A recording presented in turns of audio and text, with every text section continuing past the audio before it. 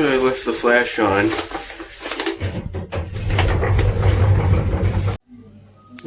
This yogurt has honey in it. And I can say from experience that I like the pineapple juice best. You know, this place's breakfast service isn't too different from back at Nazzoni. But this area is exclusive because we could only get breakfast here once. I'm very glad I didn't oversleep and have no opportunity to have breakfast here.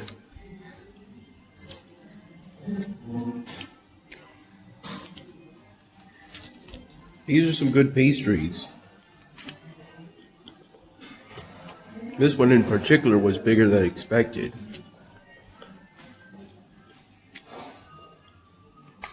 Thank you.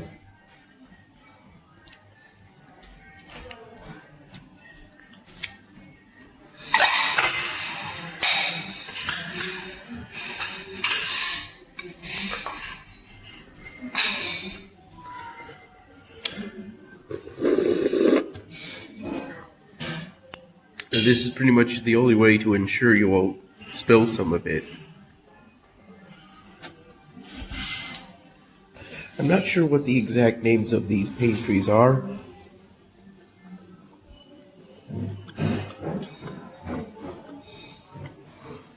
I like them. Morning.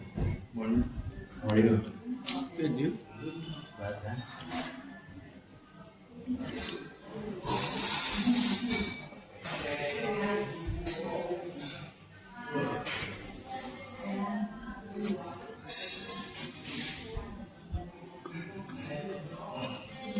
So what do you like about breakfast here? It's just really good. Yeah.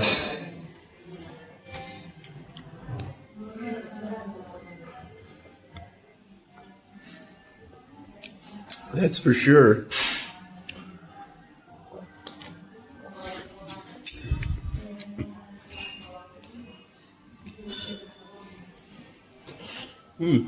If you want cereal, they seem to have more of a variety than the last place.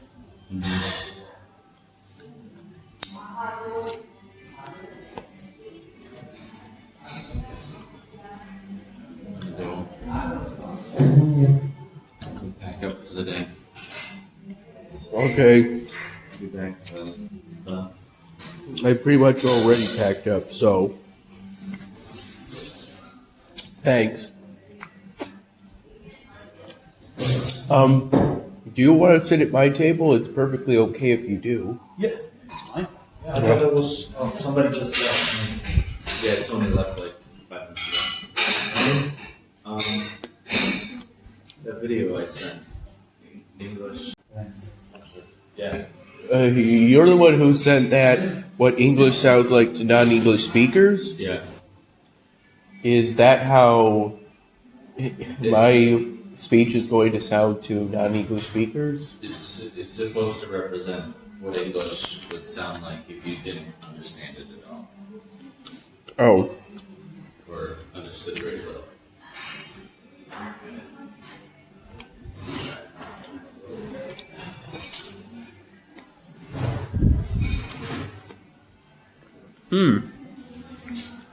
This pastry has some crunch to it.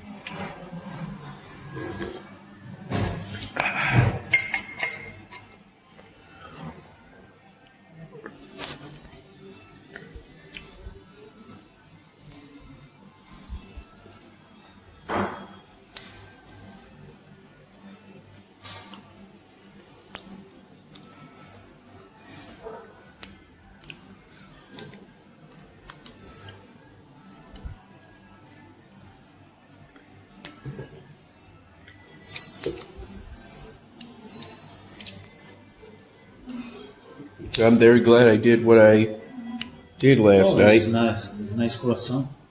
This? This one? Oh, yes. Yeah, nice croissant. And this is called mortadella. It's a typical typology of a. Can you speak louder, please? I'm afraid my viewers won't be able to hear your voice over all the Okay. background So noise. this is called mortadella. It's especially typical from Italy. It's like pork. It's like cut, but it's a very It's not lardo, though, is it? No, it's not lardo. It's called mortadella. Check it online because it's in Italy. It's very typical. You're gonna love it. Thanks.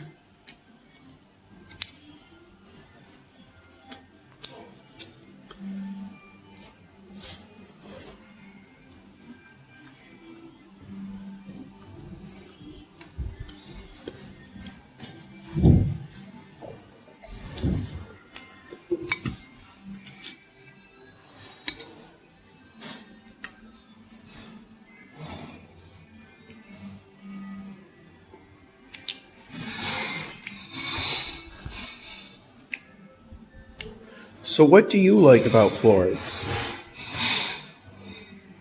I like the fact that when you walk around in a lot of parts, it still seems like you're back in the 15th century because there are so many well-preserved buildings of those days. That is something I like. 15th century?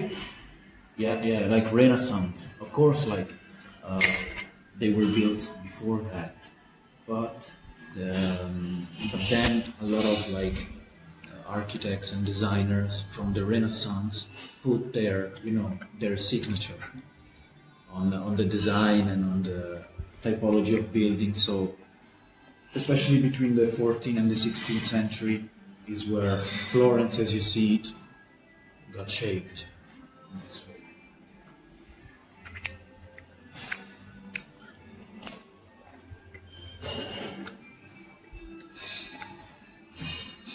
If you truly want to feel like you're back in time, you've got to recreate things exactly as how the people before us made them. Would be You are not to change even the slightest thing. History is a series of events.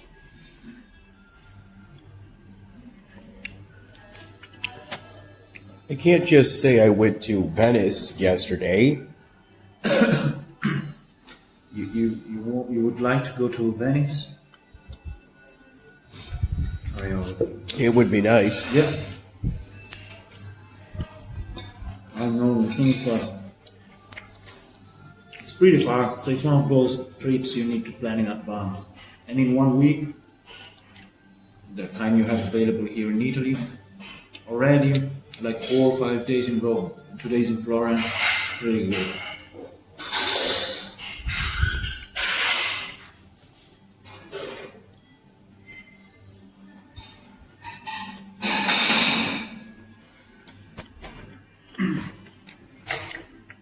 Thank you.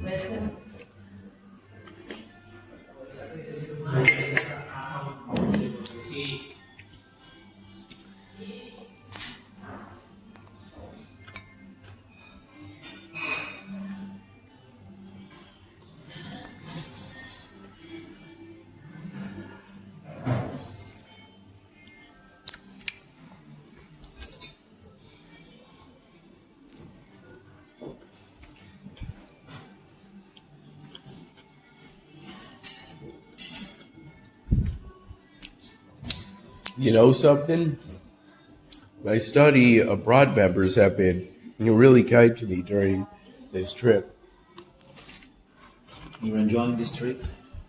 Yeah. Where else have you been in Europe before?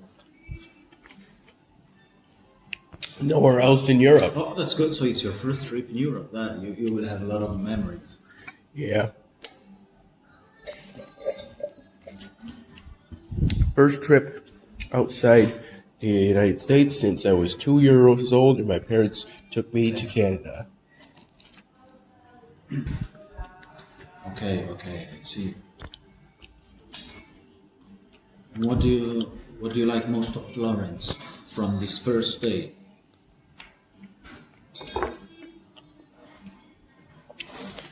Perhaps it's the sightseeing you can do. It's also, smaller. The city center is smaller than Rome. Rome is, it's massive, it's monumental, and it needs some time to go from point A to point B. Instead, here in Florence, if you're in the city center, it takes 5-10 minutes to go from, from the cathedral to the Uffizi Museum or to the old bridge. Everything is pretty close. That seems true.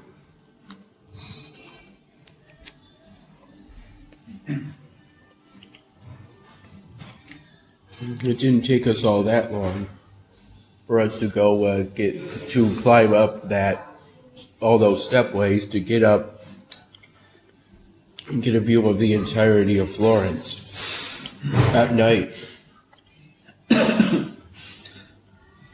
Yeah, but that is a bit of a climb. Like, I didn't go as well. Because you need to walk first you need to walk 20-25 minutes from the hotel. Like, and then you need to walk 20 minutes climbing. So it's 40 minutes to go there, of which 20 is climbing, and then you need to do 40 minutes back.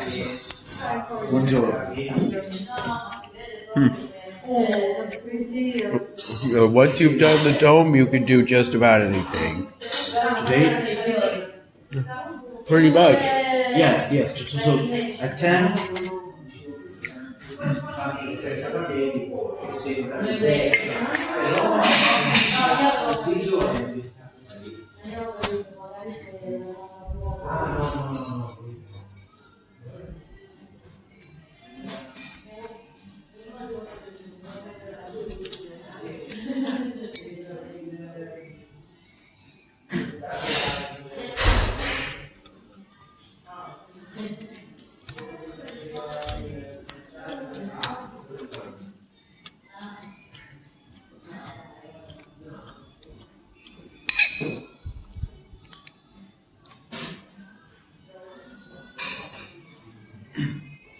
It's almost like and after that, you're free in the afternoon. We'll be here at 7 to take our luggage back, and then at 8 we have our train. So here it's just 10-15 minutes to the train station. So okay, let's go to the cathedral.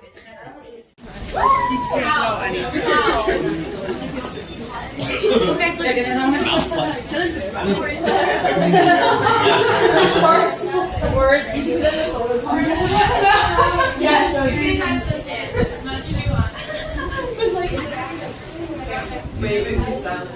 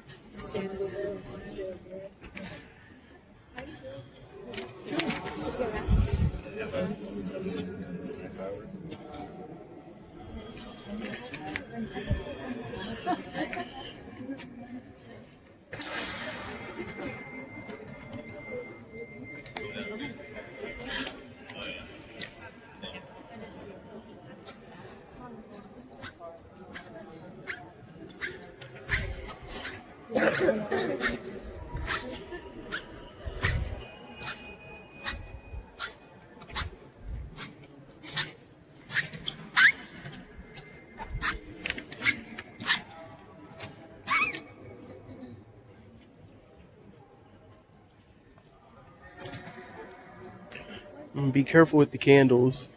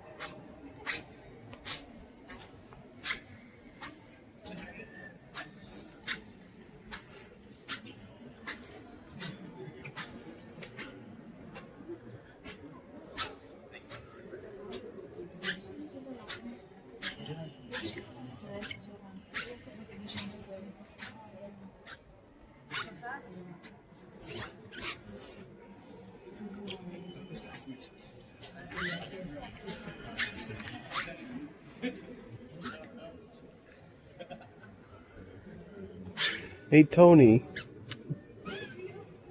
Sorry.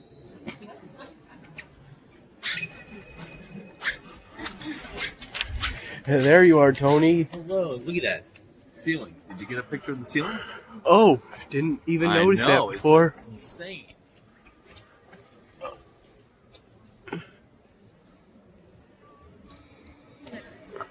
What is with them painting the ceiling?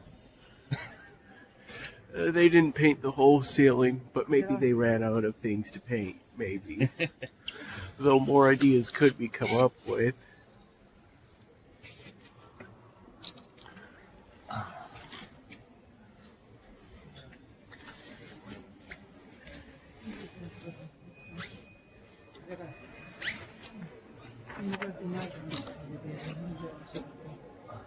I had to delete some videos.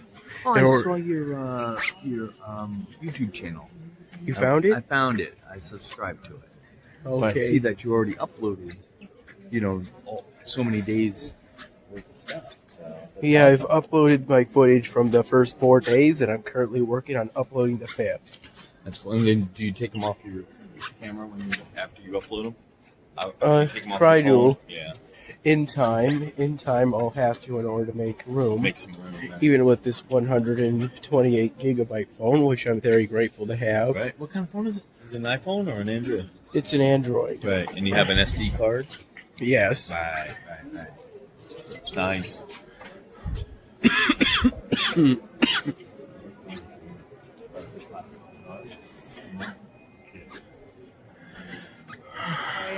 Sit.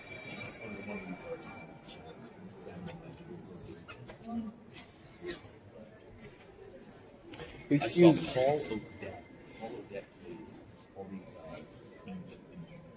big rubber, multi-string, 21 string, big long loop that you can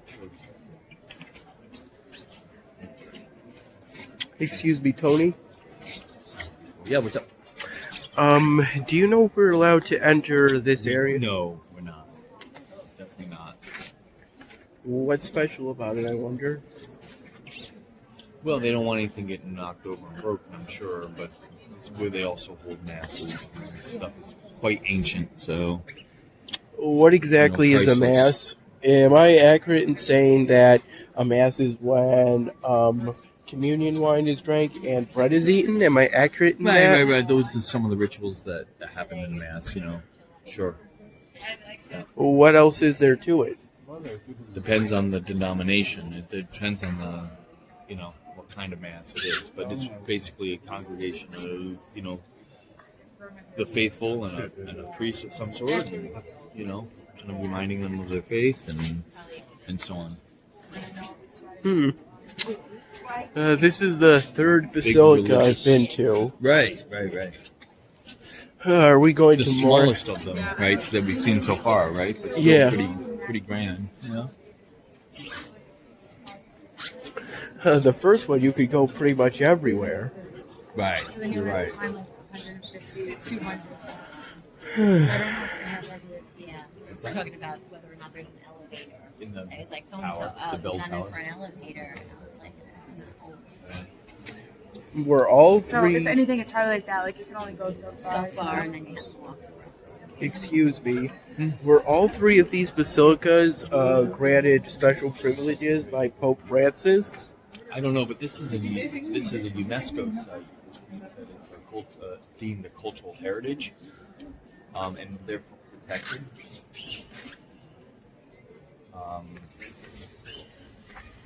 And it grants various protections.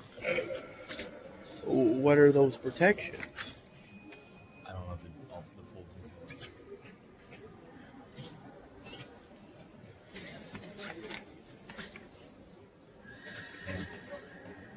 It's beautiful. You know what's kind of unfortunate? What's that? You have to be a Muslim in order to go to Mecca. Right. Well.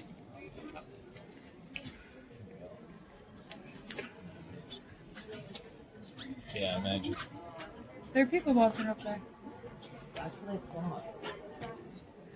I saw. I'm like, that looks like a coverage. Like, yeah. Right. Look. Yeah. I was wondering if you can actually walk up. I like that. I'm like a heights. I don't like to like peer out from like heights. Amazing. What the hell is that? There's a downstairs. I feel like it's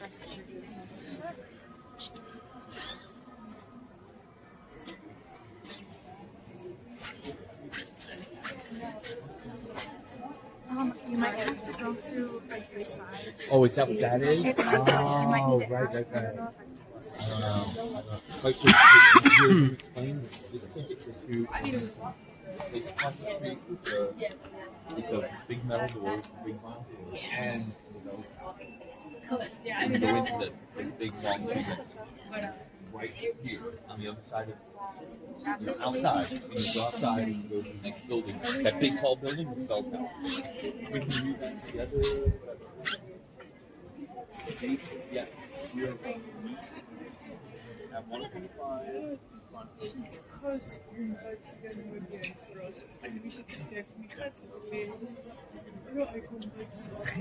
gonna go to the dome. Okay. And then after the dome, we have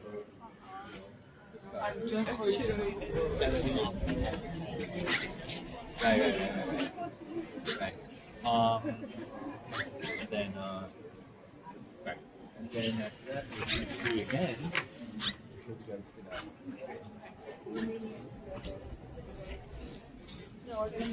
No, to like go past 7. After and then our trainings at 8. right. Tony, there's a second layer. Right, and they were saying that there's another entrance over here. Oh, yeah. That maybe that's how you get up there. Because there's another Yeah, security. that's what entrance Anaya over there. said that. Yeah, the other side and the other entrance. Maybe that's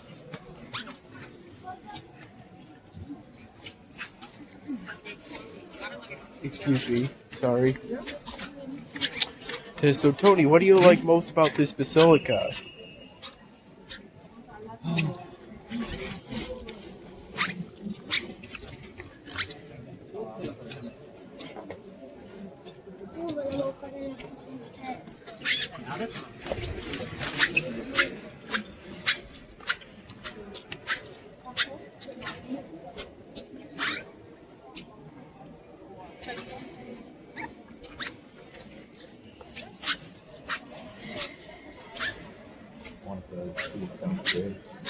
So, what do you like most about this What do I basilica? like most?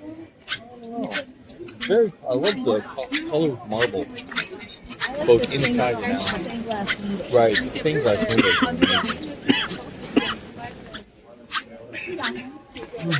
Say, were those statues made during the Renaissance? Not quite sure. I imagine they probably were. They look like from the same time period.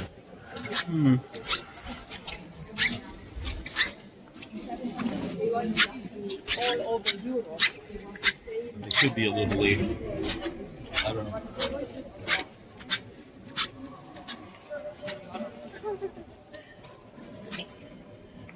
Hey, Tony, do you want to light a candle? This is an offering. Remember when you did the offering on that one in the one basilica? Yeah, the first Right. one, right. This is another style of that. You want me to light a candle for you? Yeah, just to get it on camera again.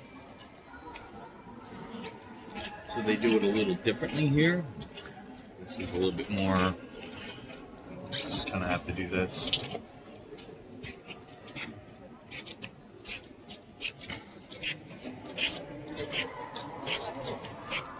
That. There, and now you can say a prayer for somebody that is on your mind. If you're inclined to do that.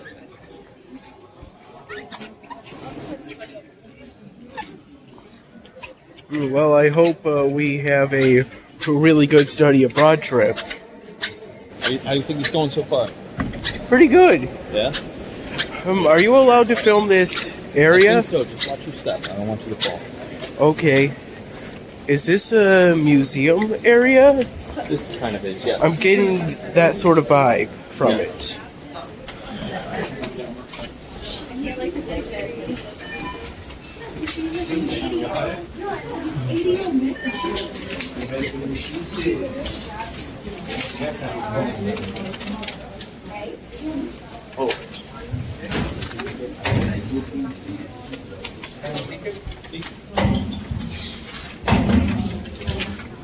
Thank you.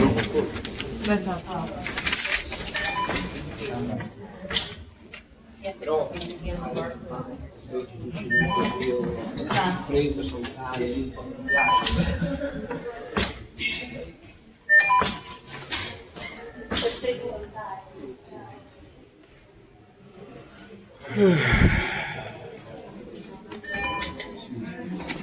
More than meets the eye, am I right? Right.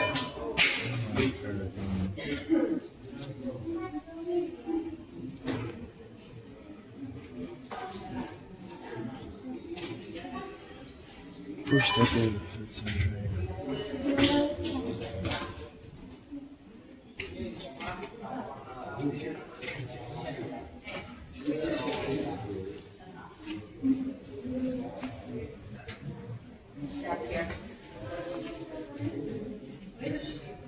Wow.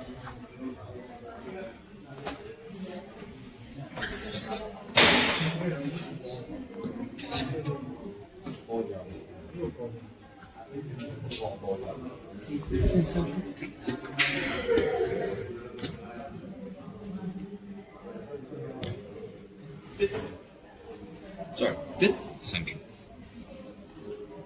Wow. This is quite old.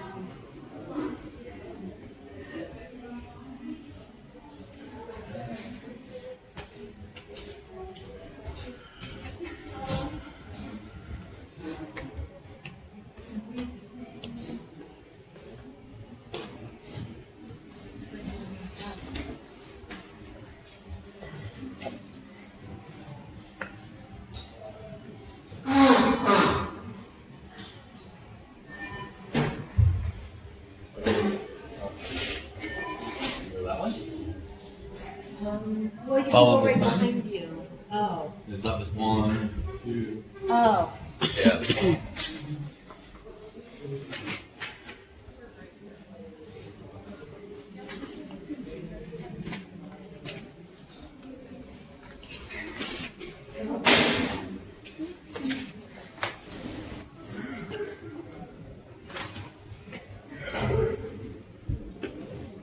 You're allowed to touch this table? Yes.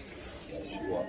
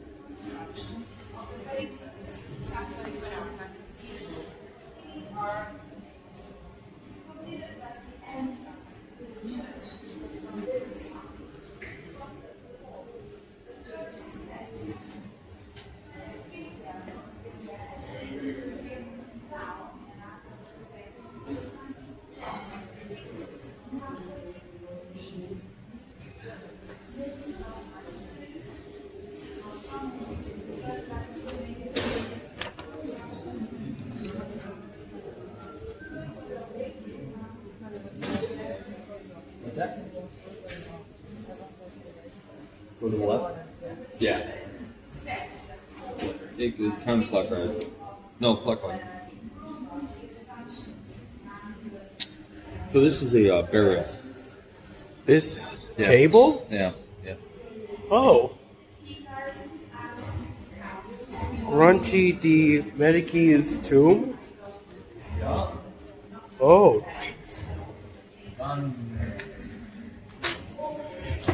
Do you know if I pronounced their name right? Medici. Thanks. Yep. And last name? That was Giovanni was his first.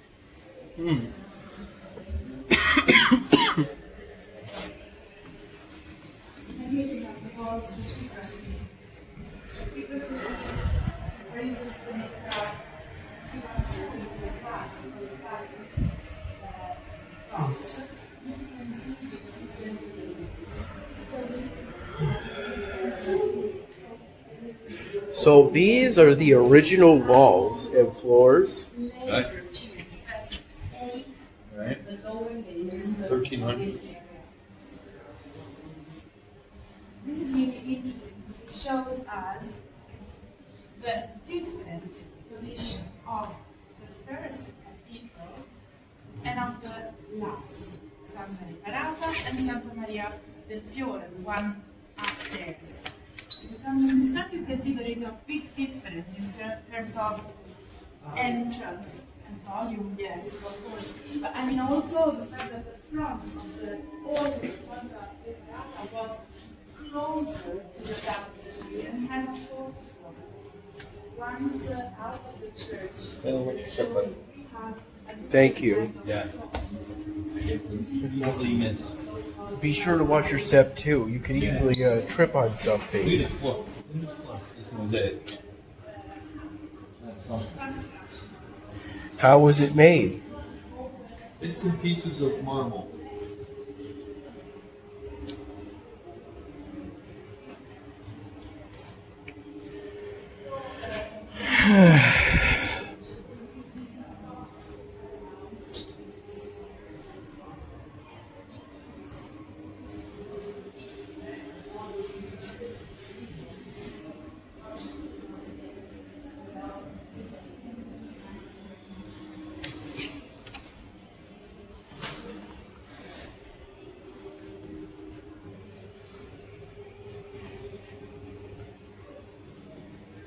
Hope this glass is really strong.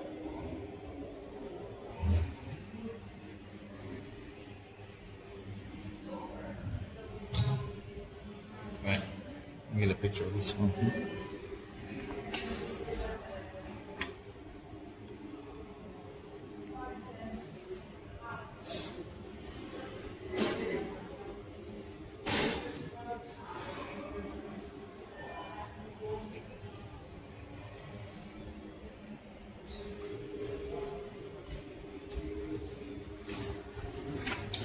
Do you know if they have any interest in truly making this look like it originally looked someday? No, this is preserve what's here. This is ancient, and they're not going to mess with this. They've already, built the church the way it is. But still,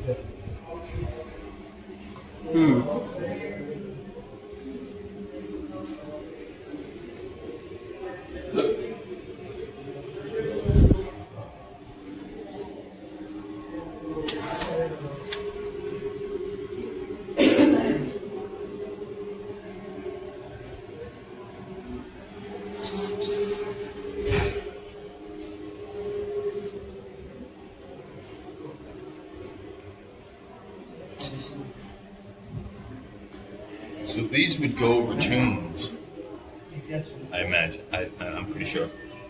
Like sit on top for some sleep. Kind of like a tombstone. Hey, Tony, can you stay here for maybe a minute and take a look at this 3D model? Right, this is the model of where we are, underground, the underground portion of it.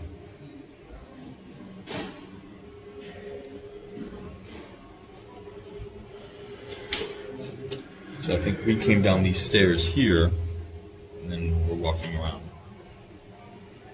So we're somewhere over here. Right here. Here. Yep. With these. See that? And Represented by here. we've got to get to here. Right.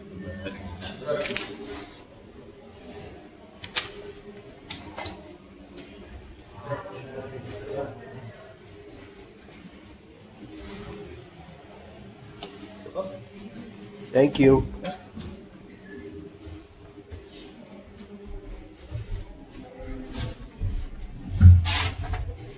Hey, Tony, can you slow down a bit? I was trying to get these Go ahead. maps, but I kind of already got them.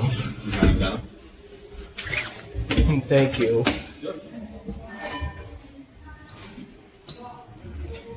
Are we in a new area? Yes. So that's an old staircase. You see the staircase there? Kind of Oh. goes up. Nothing. I'm still in a different entrance. I'm still hoping that in the future, when technology improves, they'll be able to, truly restore the ancient artifacts, make them whole, and what they really were like back then. Do you think that is possible? Well, it would be a different material. It would be.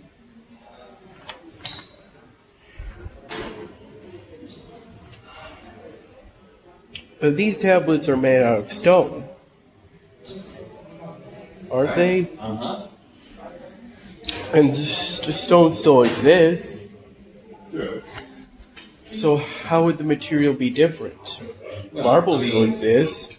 They could. They have been restoring them and making them, but it would be of newer construction, right? That is true.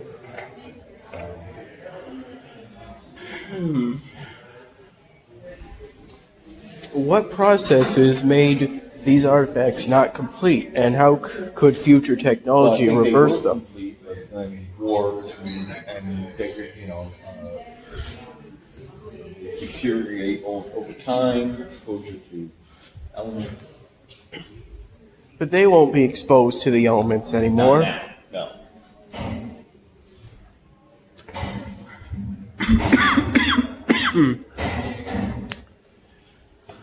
Let's do something hypothetical. Yeah. Well, let's do something hypothetical. What's that? What is the best way to preserve a video if, say, the entire internet was to go down for 10 years?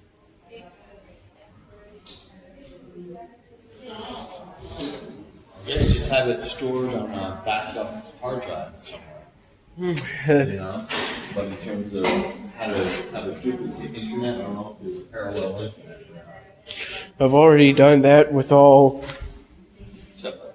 thank you, my Dan Hamming episodes. Have you? Yeah.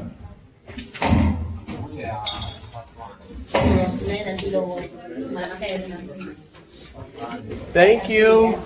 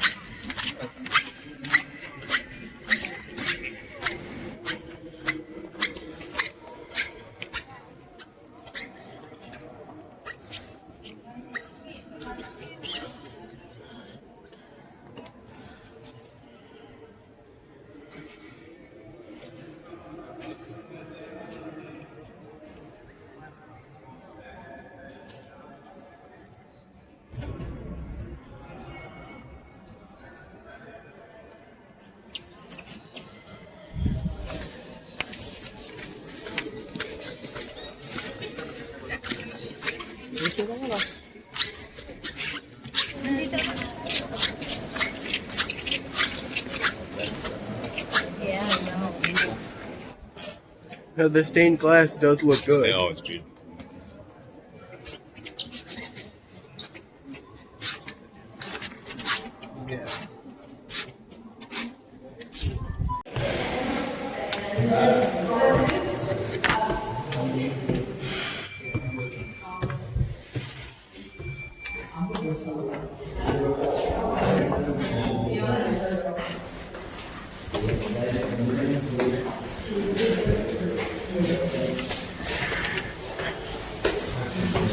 It's kind of like the dome all over again.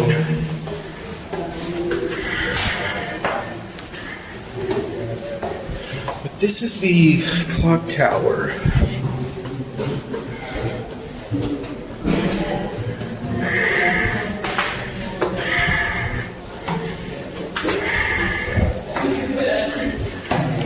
I had a big breakfast this morning.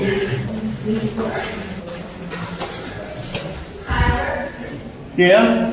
Hold on, wait for a second. Okay. Go all the way up, you just wanna make sure that, don't wait, if you're going all the way up, don't wait for us at the top. We might go up to the first floor and then come down, and we'll be outside in the sun. Okay.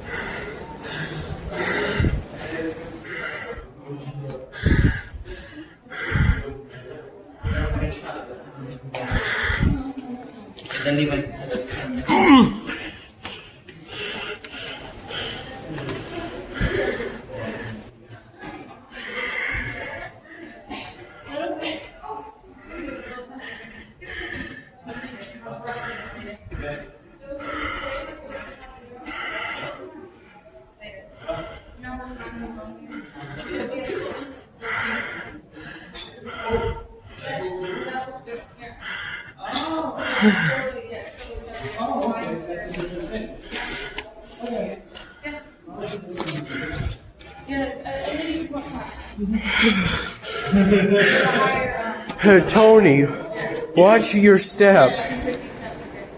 That's where, it's working on.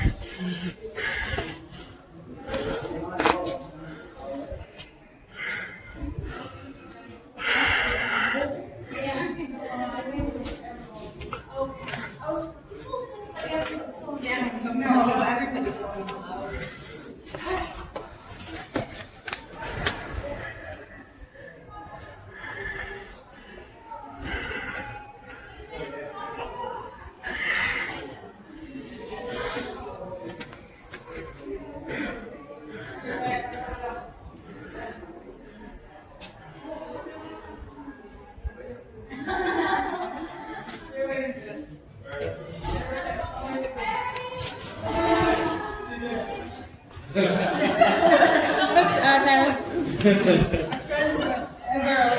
I'm definitely going. Alright. I'm gonna. You going up? Oh, I got you. I might like be out in the sun, just, text me or Downstairs? Yeah, I'm probably gonna go downstairs and go out in the sunshine.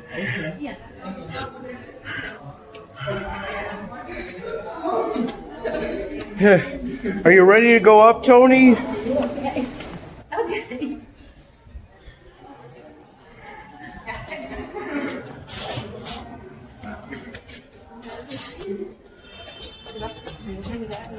Sí, sí, no, no.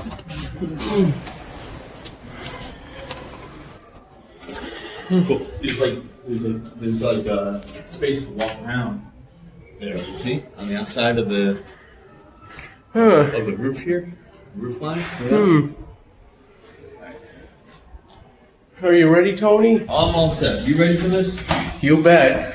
Yeah. Here we go.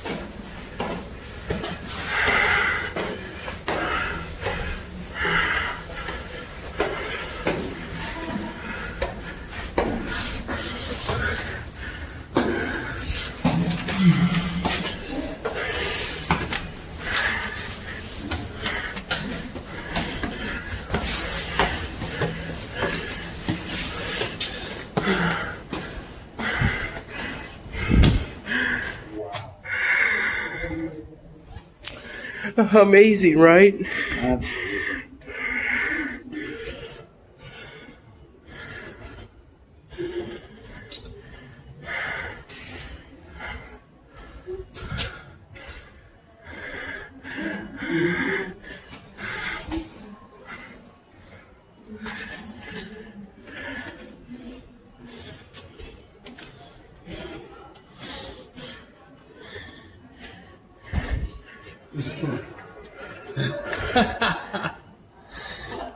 And there's another set of stairs. Yeah, I was just thinking. Going the We're not all the way up. No. I think it pictures from there.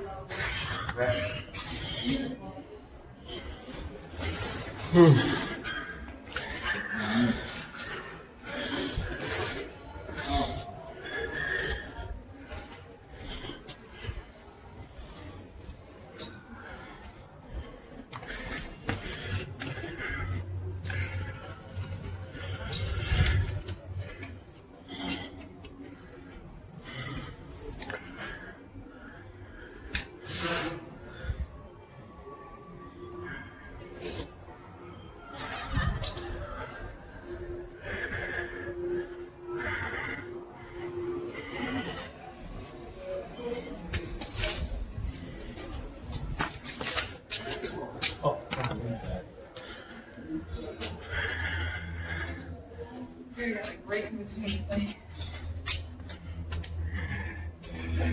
Are you enjoying this? Amazing. I'm out of breath. I'm enjoying this too. Good. Yeah.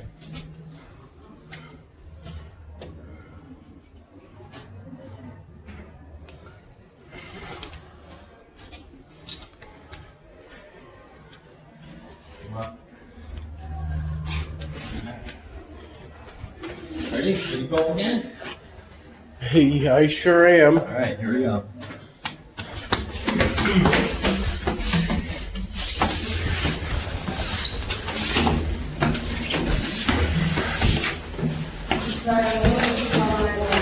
Oh, you're fine.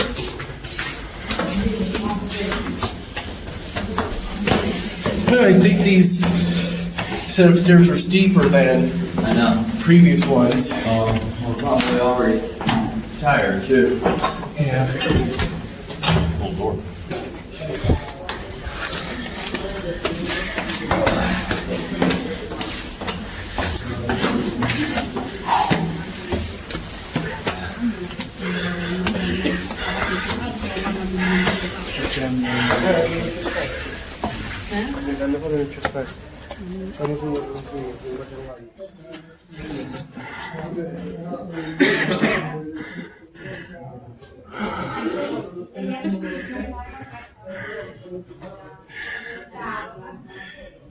Is this? It is?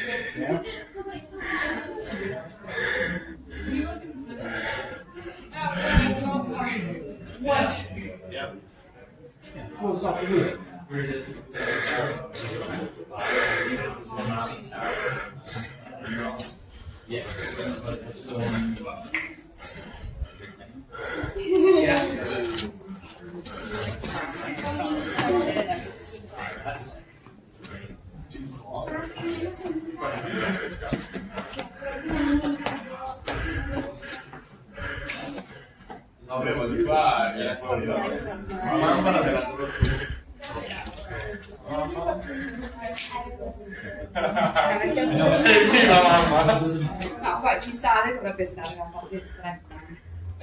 Scendi sì. Male.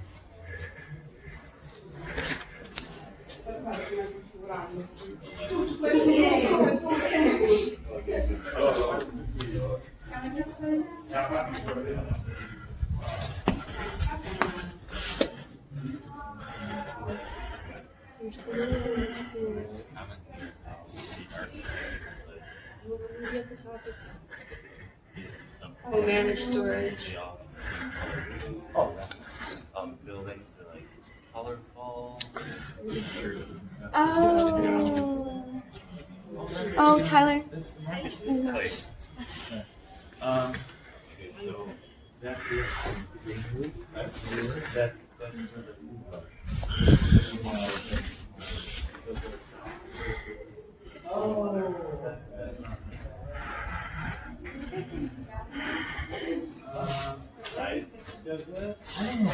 Oh, this is martini time. So our Excuse me, I'm trying to. Oh, I'm sorry. yeah. It's okay. Are you enjoying the view? Yes. And that road goes down to the hotel.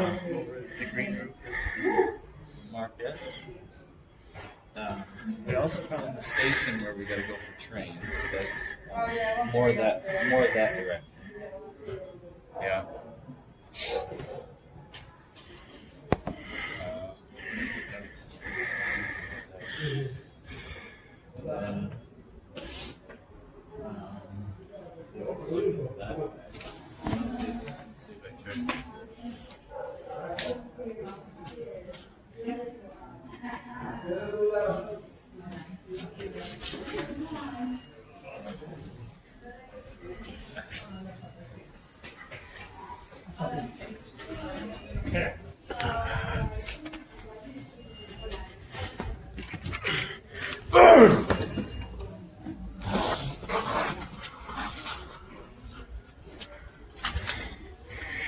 Good thing my phone case has a good grip.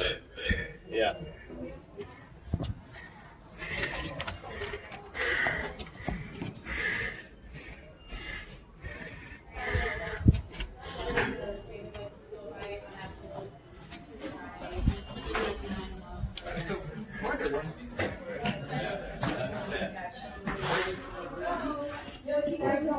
Sorry.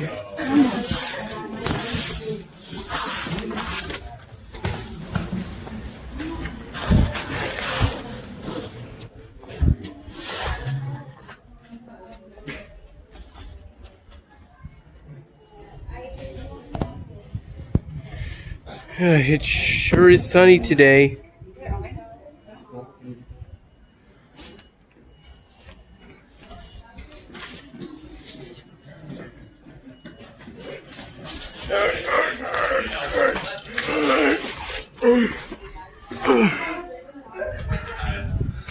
My friend teaches voiceover.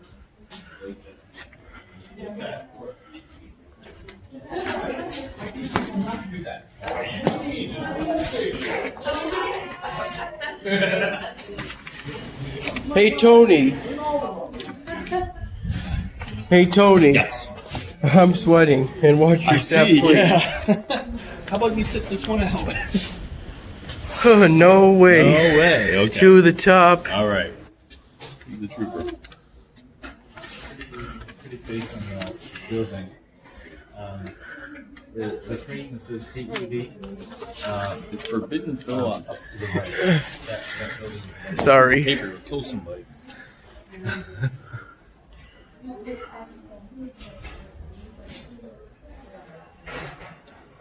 Like that famous photo of the Or like, sitting on that train. or they just sit on these I-beams that were the building.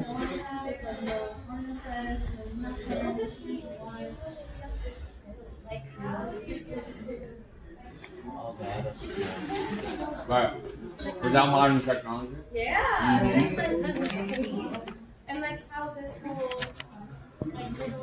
Because, you know, we have that stuff now. They most definitely did not. yeah. They had poor slaves. That's what they had. I'm not even kidding. Like I really think aliens. Like I had it's so crazy. All right. Ready? One last one. Yeah, I'm ready. Do this. You got it. Here we go. All right.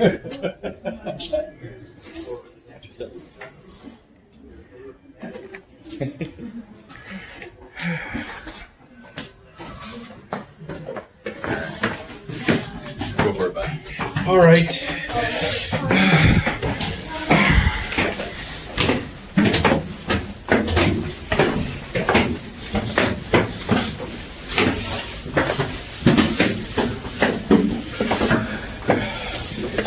These steps seem to be pretty small. Pretty small. We can do it. We're growing. As we ascend.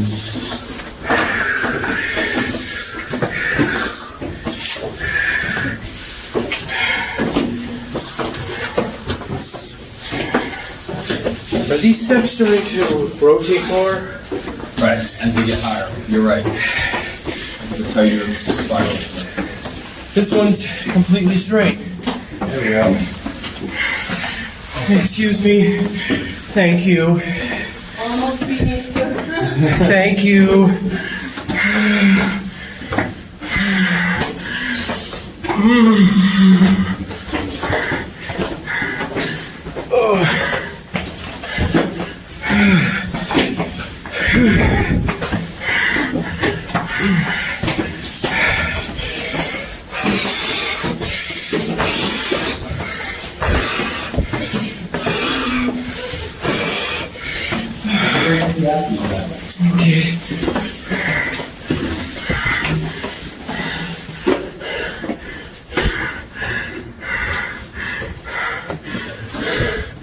Almost there. Okay.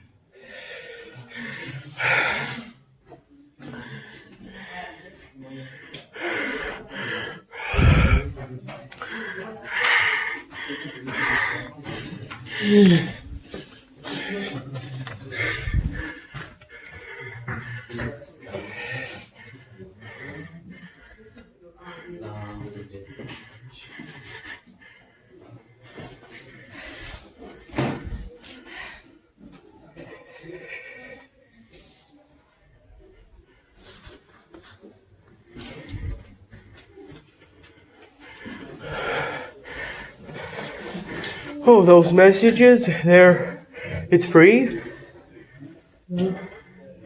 Oh.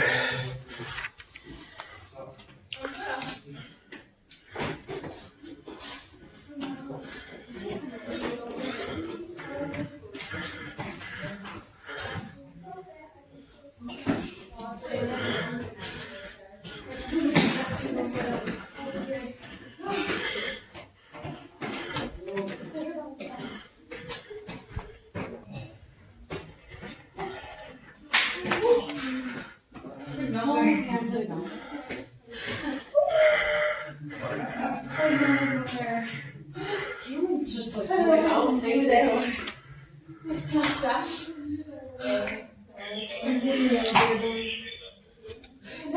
There is none.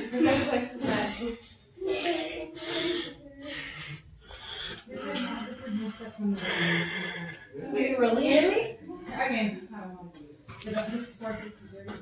As long as he's like 416. Well, we did it. You saw the river. Did you see at the top of the cathedral? Hey Tony, do you want to film me? We're still doing it. I was like, is there an elevator in there? Okay. So it's gonna be extra euros. Yeah, we still did. That's not. Anyone who wants to come can come. No joke. I will spend the extra euros. That was No, it's only an hour. Yeah. Alright.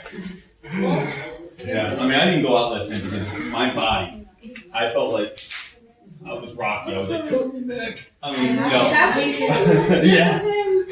The small space is like my body just was dying. You can sign it.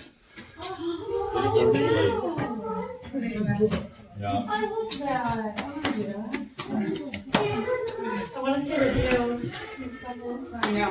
Oh, you sucked it. Time out. I was waiting for the review. Sorry, that's us. Your time. You want to go there? Everybody go there? Which one? Maybe this one.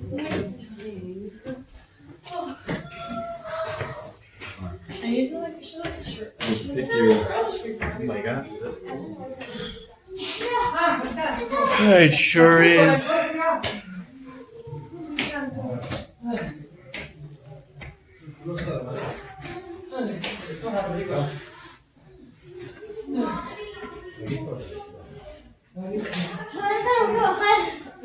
you doing, Tyler? Good. Well, what do you like about the clock tower? Well, I do not like the steps. I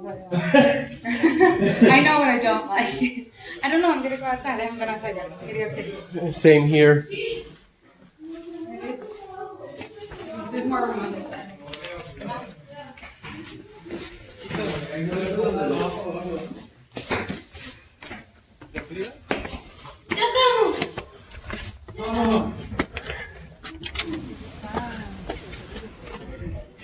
Oh, sorry. It's pretty, right, Tyler? Yeah.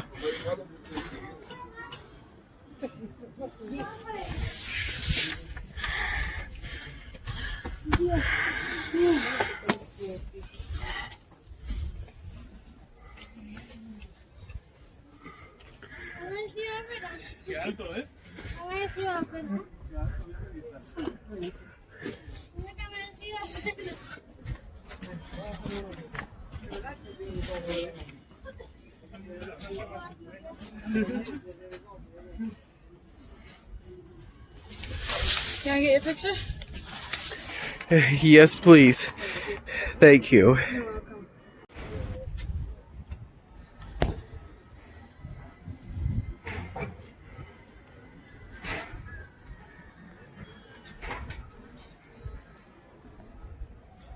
You made it up before I did, bud. Thank you. Congratulations on making it to the top. You want to get your photo? Yeah. Yeah, yeah.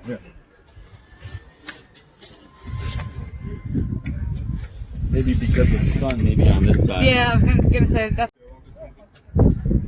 So, Tony, Yeah.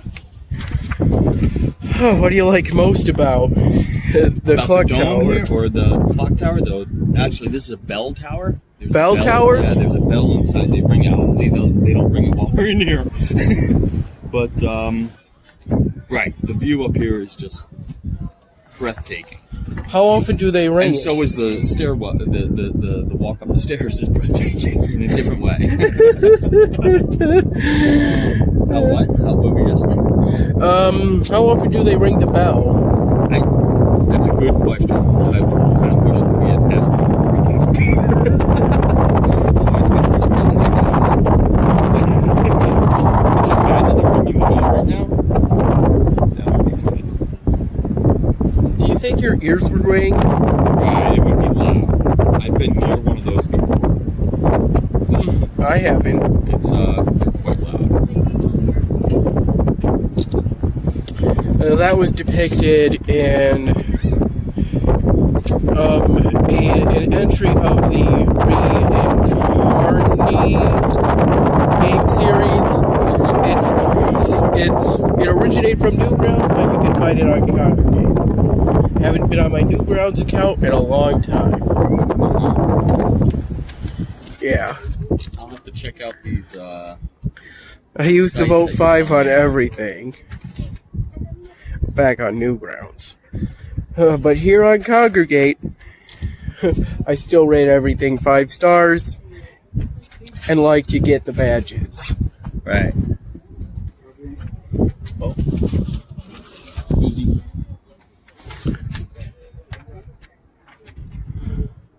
It feels silly. The little kid says.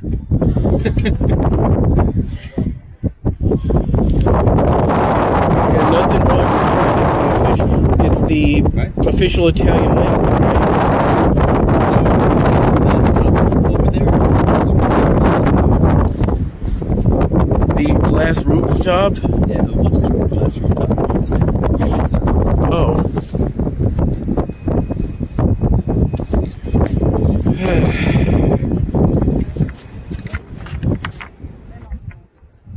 Go on that side and have the sun behind Yeah, yeah. you. Can I squeeze in there really quick, Dad? I'm Squeeze just in gonna where? sit right here. No problem. Sorry. I'm glad this grate is here so I don't accidentally drop my phone. Here, turn this way though. There we go. But now step this way just slightly. There's really not much to think about. That's okay. Thank you. Alright. I'm going down. Alright. Going down, I have to.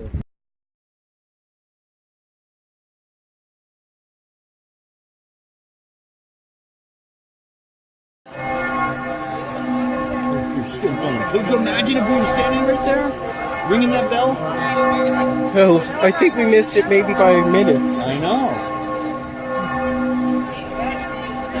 But we could have easily stayed up there until it's 11:30 right now, right? Right. A minute more and we could have still been in there walking down the stairs while the Seriously. bell started ringing. Yeah. Can you imagine being in that room while they ring it?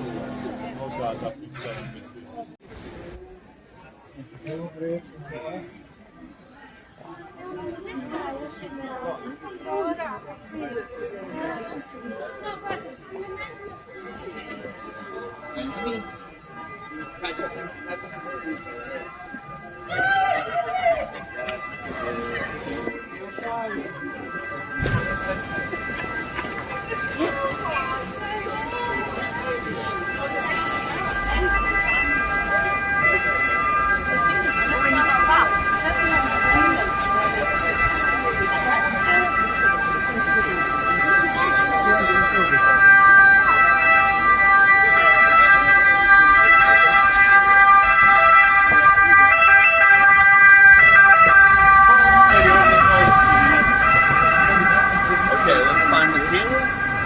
Okay. Find Diane.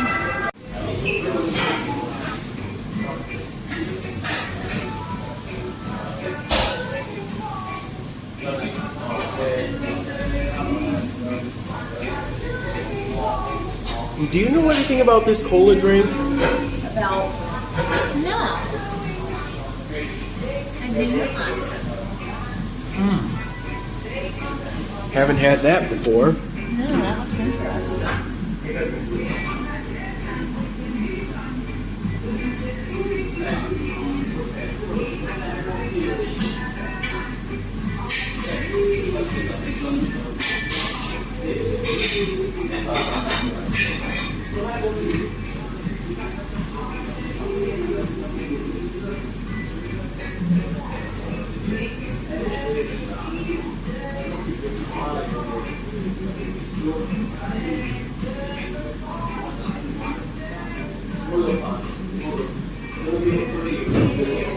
What do you personally like?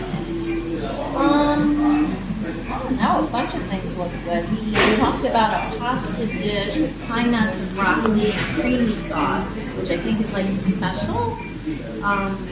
That sounds good. The lasagna looks good. They have like a traditional lasagna with meat in it.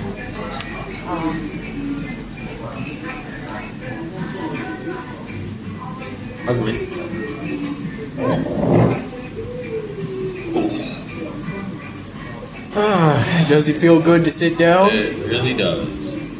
It really does. Okay, let's see what we got. Sorry for sitting down all those times when we were doing the pasta making lesson, but my feet hurt a lot. Your feet were hurty that day. No Yeah. worries, man. No No worries. problem at all. Totally understand. And then I rolled one of my ankles, and it used to hurt to even walk to the bathroom Yeah. in my hotel room at that first hotel. Right, no doubt. Really? That's Yeah. I'm sorry. But I'm doing much better now. And I used to have a cold, and How does that feel? You all right? yeah, I'm okay. Yeah, that's good. My So- throat's a little sore actually, to be honest with you. Yeah, I used to wake up in the early hours of the morning and get phlegm all over. Right. Right. But now I didn't do that this morning, so Okay, anytime you wait, would you like something to drink? Sì, del sasso rosso. The Sasso Rosso? Oh, what's that? Cola That's a beverage? cola. Okay, the different size now, because this is just an exposition, but it's a natural Coca-Cola, more or less. So it tastes like soda. It's a sweet soda. Like, No, it's actually a taste of Coca-Cola without a lot of sugar. so it's a soda, but it's not sweet. You No, might- it's sweet, but it's made with cola. That seeds there is cola seeds, so it's okay? more natural. It's 100% natural, okay? And it's made with cola. That's it. Okay. It's more or less, there's no soda. It's sparkling, that's okay, but taste of Coca-Cola. It sounds good. I just don't know if Tyler, because it's not going to be as sweet as you're used to. Oh, So I think maybe I should try that before officially ordering it. I might not like it. Open it then. You can. This one here, I can't open for you, but Oh, it's €3. okay, I'll It's get a it. little one, but this one is more or less like you don't have that one. There is Kinotto. You know Kinotto? No. That's another more or less is close. It's sweet. It's not unsweet. It's sweet. it's sweet, just It not got sugar inside, but at the same time, it's not sweet like Coca-Cola. Coca-Cola is yeah, it's a lot of sugar. A lot of sugar and it's salt. really a lot of sugar. Yeah. This one here is an infused made with cola and sugar for sure, and they add some CO2 to make sparkling. It's good. I like it. Okay, I'll try it.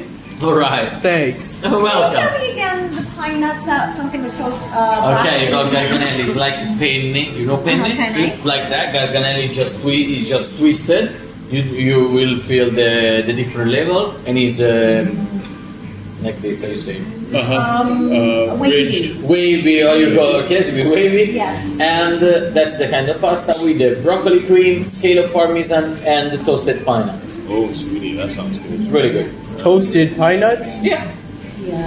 Did you say there was cheese parmesan? Yeah. Scale of And parmesan, broccoli. broccoli cream, and toasted pine nuts. I'll give you the two soft drinks. Would you like some ice as well? It's already cold enough, or would you like some ice as well? It should be cold enough. Okay. Thanks. No, I'm good. You like some water? Yes, maybe some Still water. sparkling. Still, it's thank you. Why is that broccoli blue? Yeah, right. Okay. Or it might be cauliflower. All right. And what did you do with, like, is this radicchio? Yeah, Fried radicchio? it is cheaper, yeah. Did you On put down that there. into something, or is that a side? Like how? Allora, this one is coming with the mixed vegetable plate. Okay. This one here, mixed vegetable plate is coming in bit of it. Okay. If you order, for example, the vegetables, it's 4 of it. Okay. Otherwise you get in some side dish in the main course without any problem. And is this stuffed chicken? Yeah, Stuffed chicken with with porcini. mushrooms With and- porcini, mushroom, and a side of vegetables. Okay. The first one is a pork fillet. Cooked with the honey and wrapped in lard. Okay. Oh, the chicken is wrapped. No, the pork fillet is wrapped. Oh, that one, pork Yeah. in. Okay. This one, no, this one is a whole one, Uh-huh. stuffed inside with porcini, a bit of bread, Okay. used for mix them together, Okay. and you get on the side vegetables. Okay. You like it? Yeah, I like it. All right. I can hardly even tell that it tastes pretty much just like Coca-Cola. Yeah, because the seeds is the same, Yes. Except it's healthier because it has no sugar. Exactly. and that's still warm. Okay. Thank you so Still, much. yeah? Yes. Yes. Alright. Thank you. And for the rest, except for the lasagna and the polenta that is not available, you get the same thing like pasta. The lasagna is not available. The traditional one, yeah. The artichokes one, I need to ask the chef. The one. Oh, No, it's not yeah, that. that's the one I was looking at. But you can have Of course, cheese but and the cacio pepper. e It's pepe. still the same thing, exactly the same. Ah, And it's really I think good. I'll do that. The All right, take your time. Good. I get the thing with the pine nuts.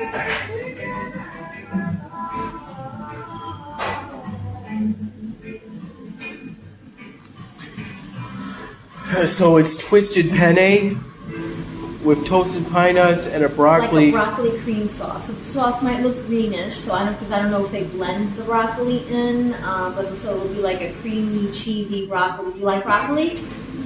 Yeah, Okay, so just broccoli's fine. Yeah. So What about the pork fillet wrapped in lard on a sauce of honey and ginger? sounds good if you like pork. Sounds delicious. It's it's not cheap. I know you're gonna put it on as long as you can afford it. I have my card with me. Okay.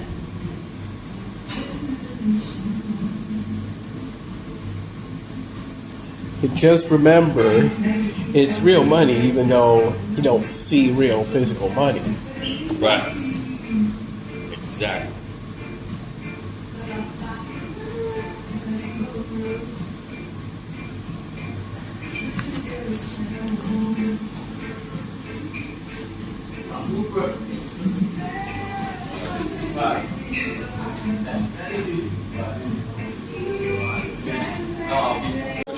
Vinegar, yes. Thank you. I got the veal bites.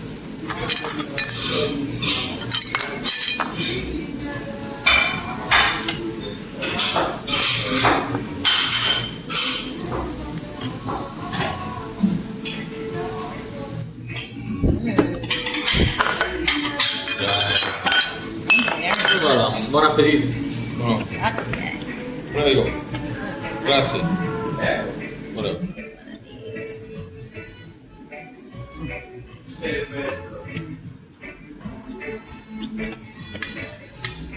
I remember that gesture very well.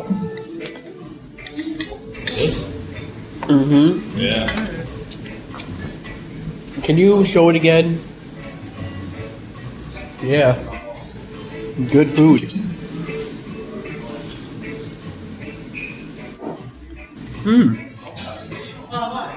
Are these baked potatoes? They look like it, yeah. Right. Are they really? Yeah. For your kids. Okay. Oh.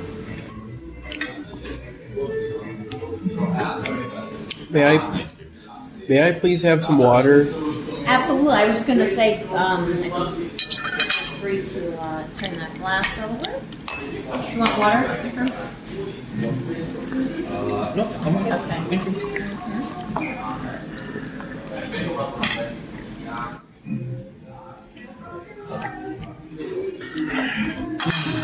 You give us any vinegar? No, just the olive oil. No, but if there's pepper, I'd like some Right. black pepper. See, The sauce is great. is it? Good. Yeah.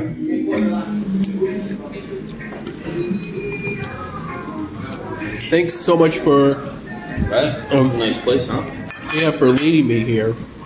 Sure thing.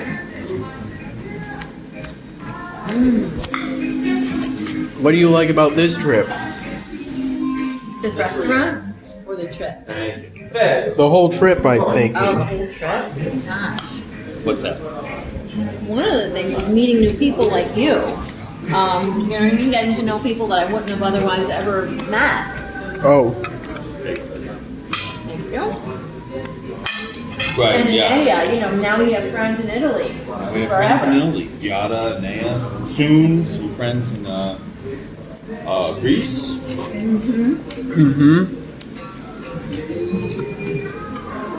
Can you believe that? I mean, we still have another week in Greece. That's crazy. Like, I feel like already I'm like, I feel spoiled.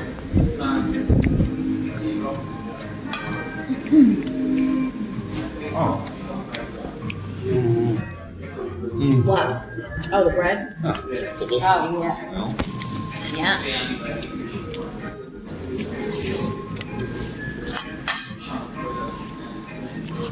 Put some olive oil. You can dip some bread into the olive oil instead of it's closed. oh. Just pour a little olive oil in here for you.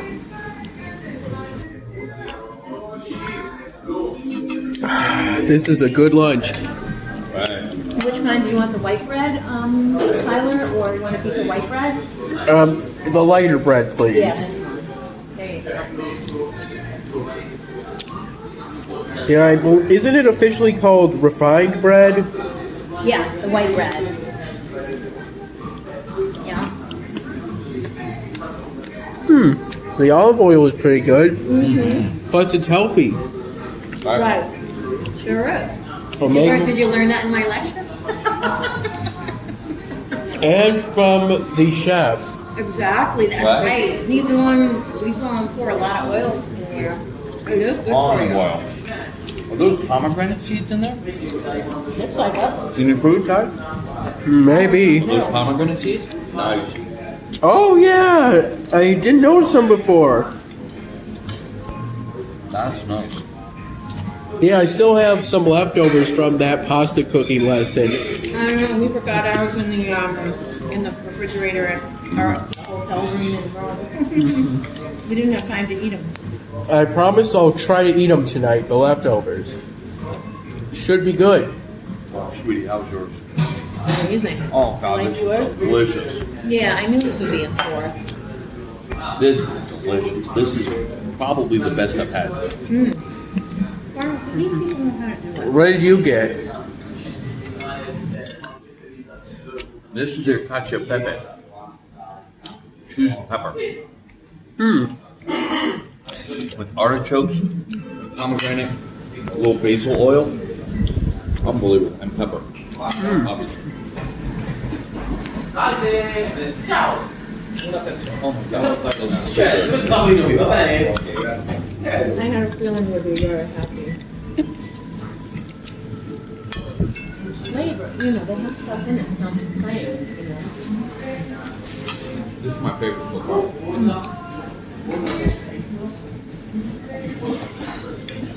I hope they consider making this a permanent item of the menu. Well, that's just it. Their menu changes all the time. Farm to table restaurants, they see what's in season at the time and What they can get. what they can get locally, so they don't, you know, they use local farms and to get their meat and to get their vegetables. So different things are in season at different times of the year, so their menu can change. What time is veal in season? I think you can get veal. Right. That's probably all the time. Right. Isn't that basically beef, veal? It's beef. Right. It's young cows. The cows before they grow up. That's odd. How do you get... You can't get milk from a young cow, can you? No. But the meat's very tender. It's not a very happy story. We're not going to talk about it. Right. Right. Not going to talk about veal because we're enjoying it right now. Right. What? Just because it's, I have veal from time to time. It's delicious, but It's not It's not. like you said. It's not. Yeah, it's not a happy story. With the little The young cows, what happens. So we won't talk about it. It's not a happy story for any animals. True, but there's a little extra, not nice for the baby cows. That's all. You do realize that in the chicken industry, the chickens grow so. Yeah. Amazing. Amazing. Best meal yet in Italy.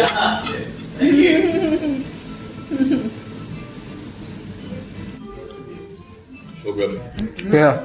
So good. Yeah, the chicken, that's why I only get chicken from my local, not the big places from the grocery store, but I have local farms that raise the chickens. There's a local farm where I live that raises the chickens themselves, and the chickens have a really wonderful life, and they eat bugs, and they're outside running around. That's where I get my chicken from. Does that make the chicken taste better? It does. It tastes better and it's healthier for you. So it's like a double whammy. Double whammy of goodness.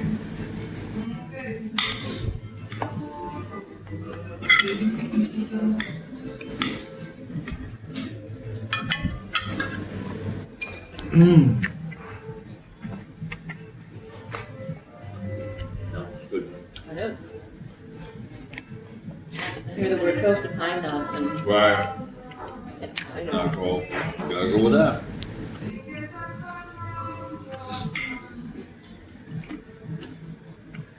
I'm glad I got this. That's for sure. Okay. I got the Torata flavor Tronita? and the Nicosa flavor, And hazelnuts. Right, yeah. Only €3. That's not bad. I had to pay with cash because that was too small to use the card. Not a problem though. This is hazelnuts. And what's that other one? Do you know yet? Maybe chocolate and pear. Maybe. Is that orange? I'm not sure. Either way, this tastes pretty good. This is my 6th time.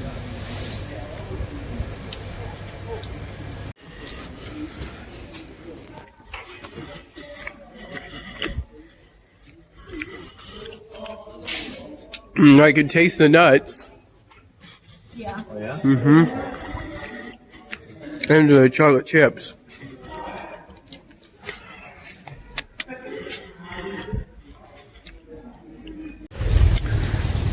I paid in cash with a €10 bill and got the change back.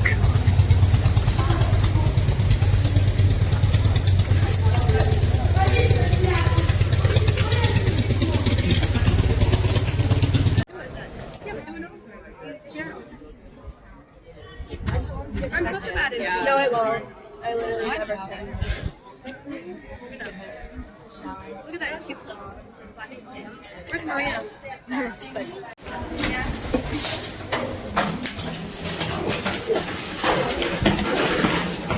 Carrying so many things on me. Got water, I got phone chargers, books. Alright, we're going to the dome.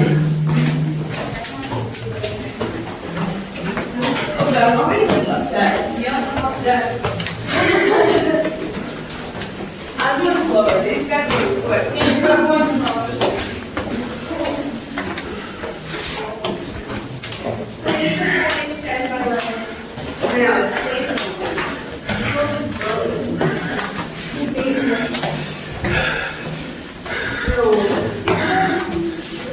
have to go so fast, Ty, if you want to slow down. Alright.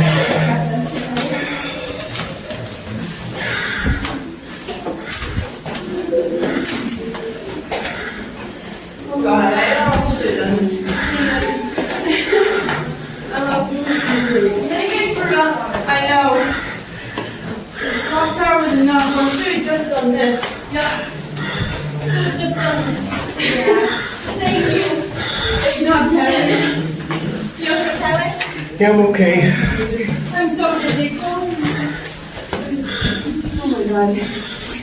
Yeah, I'm Why do okay. you know what it's like?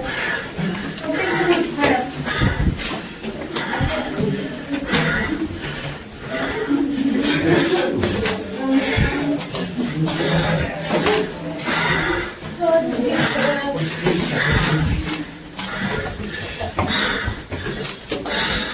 like, who trained you before this?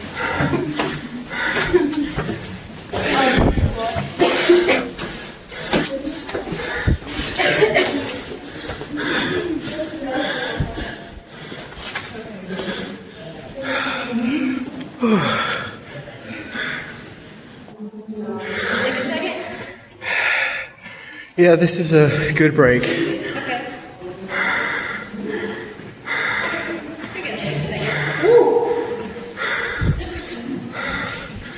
These are some good statues. Yeah, I'm doing good. Thank you. No problem. You did good too. Yeah.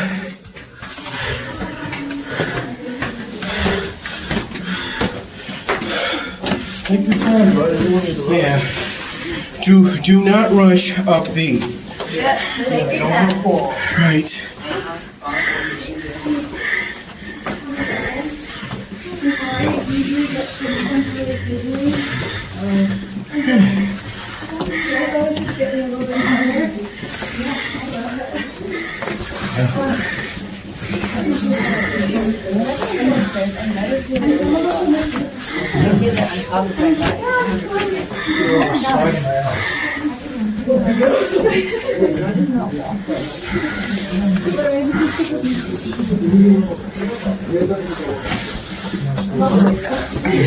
Some fresh air, Tyler. Fresh breeze. Get another break up here. All right.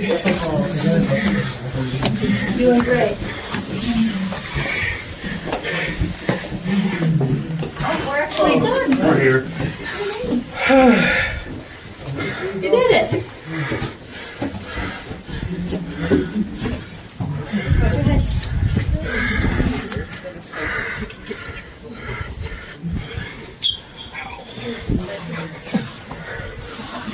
Hey Tyler, watch out for the hook, bud. Okay. Sorry, bud. It's okay. That didn't hurt too much. Just keep watching for them, okay? I just bumped into it. I didn't get hooked.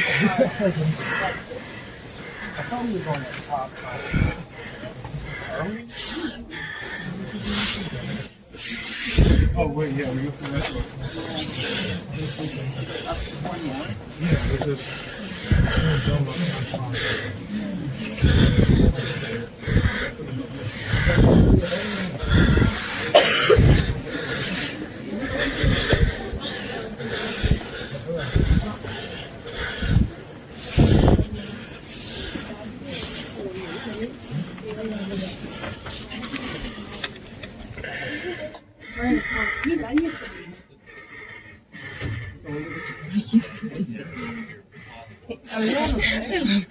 Did you hear what he said? No break. I know. Okay, Tom, really?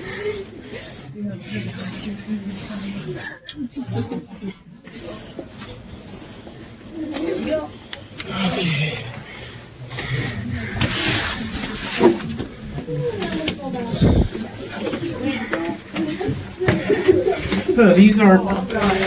These aren't too bad.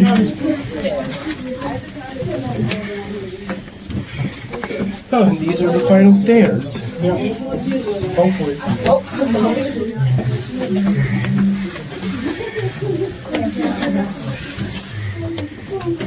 They're so small. There's no way you can go down this. They have to go a different way. No, this is it. Maybe it's down like the other side. I think there has to be. I don't know.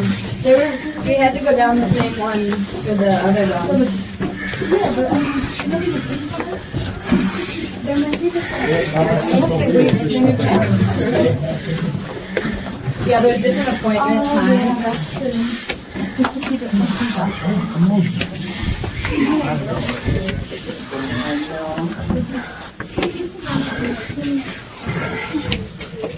you get a shot going down the stairs? Let's not do that. Oh, sorry.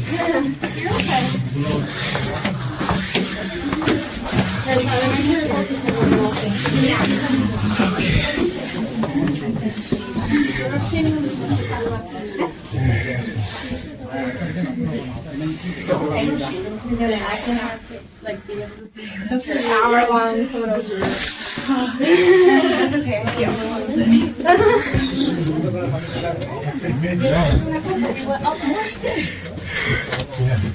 No, Messi. It's like caved in.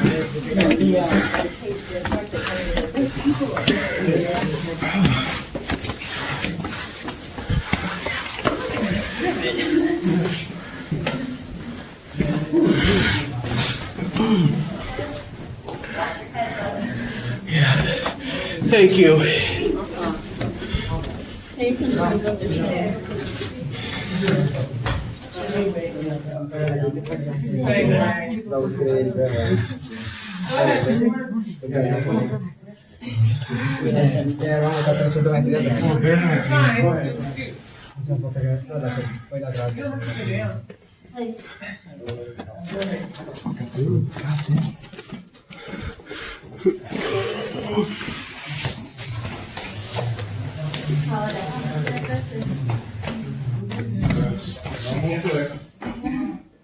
Sassy, sassy. Almost there.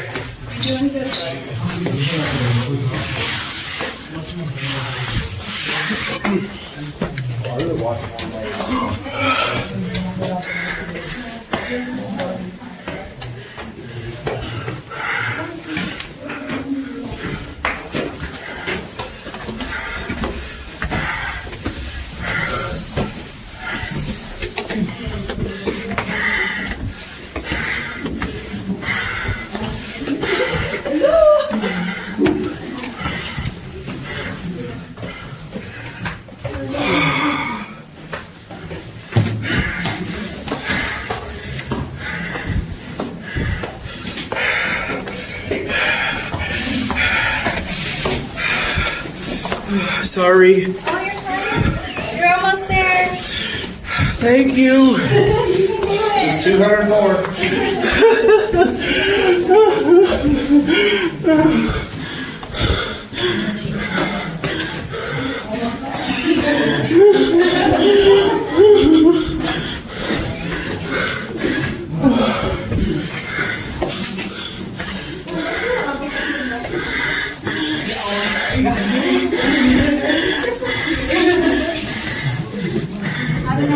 Yeah, I'm okay. Go ahead.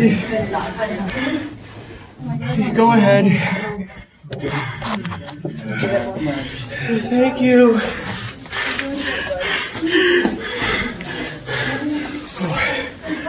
Okay, I'm turning the camera off for this. Okay. Yeah, Thank you. And thank you for the water. Who gave it to me? Michaela. You can have the rest of it. Thank you. You want me to open the cap for you? Yes, please. Thank you. Oh, that was pretty intense. It was, wasn't it? Hey, you've done 2 really big staircases. Yeah, look at Because that. we went all the way up to one dome and now this one. Yeah. I climbed all the way to the top of the bell tower earlier. Really? You did the bell tower today too? Yeah, that's my 2 big staircases. Yeah. And then you did the, The one one in at the the Vatican, Vatican, too. the other dome. Yeah.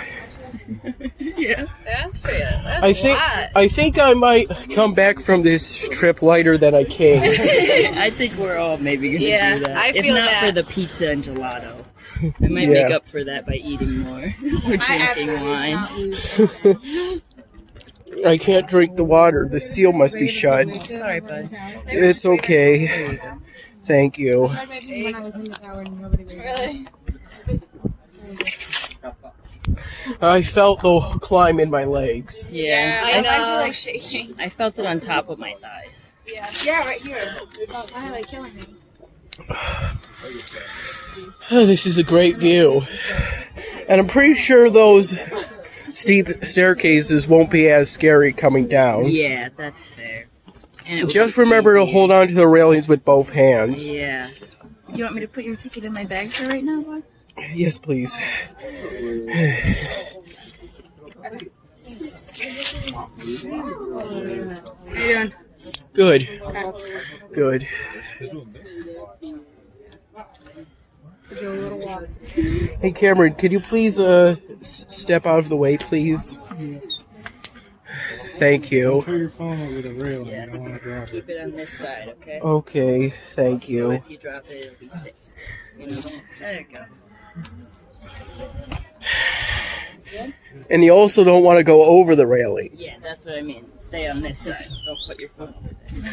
Yeah.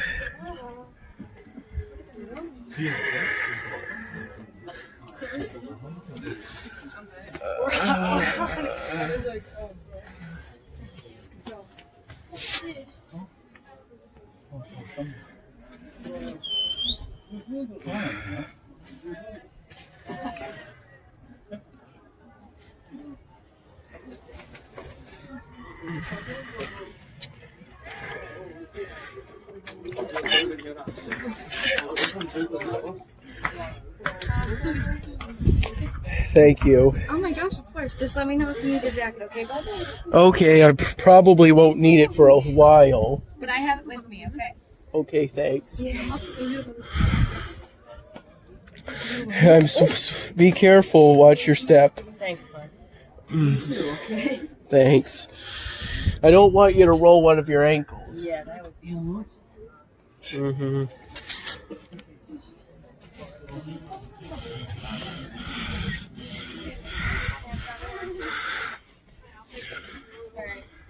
I love that scarf. I think it's so stinky cute.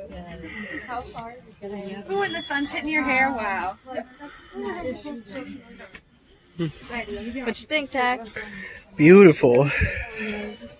You like the grass. I like the So were we over there last night? Stevie's kind of like a.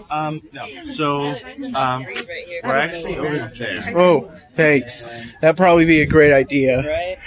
What comes up must come down. This is a great breeze. Yeah, right. It's a really nice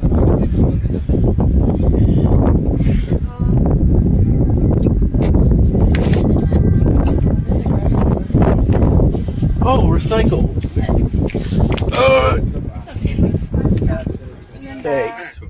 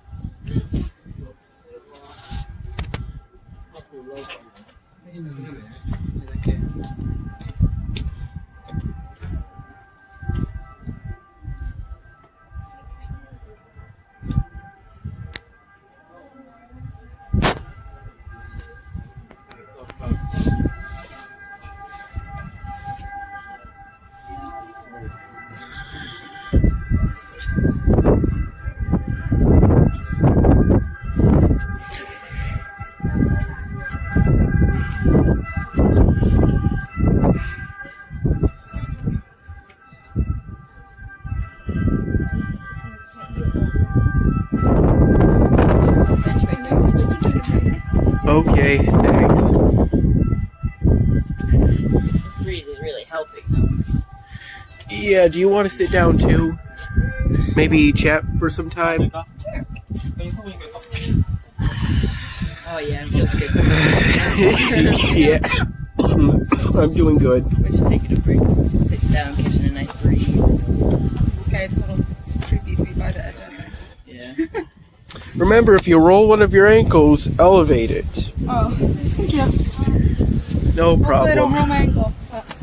Right. I almost did when I fell off of there. That was not good. But I'm okay. I had a near miss myself while going down the bell tower steps. Bell tower steps. Well, Yeah. good thing it didn't hit. Yeah. Who's that invisible man looking at the sides? So what made you decide to come to Italy and Greece?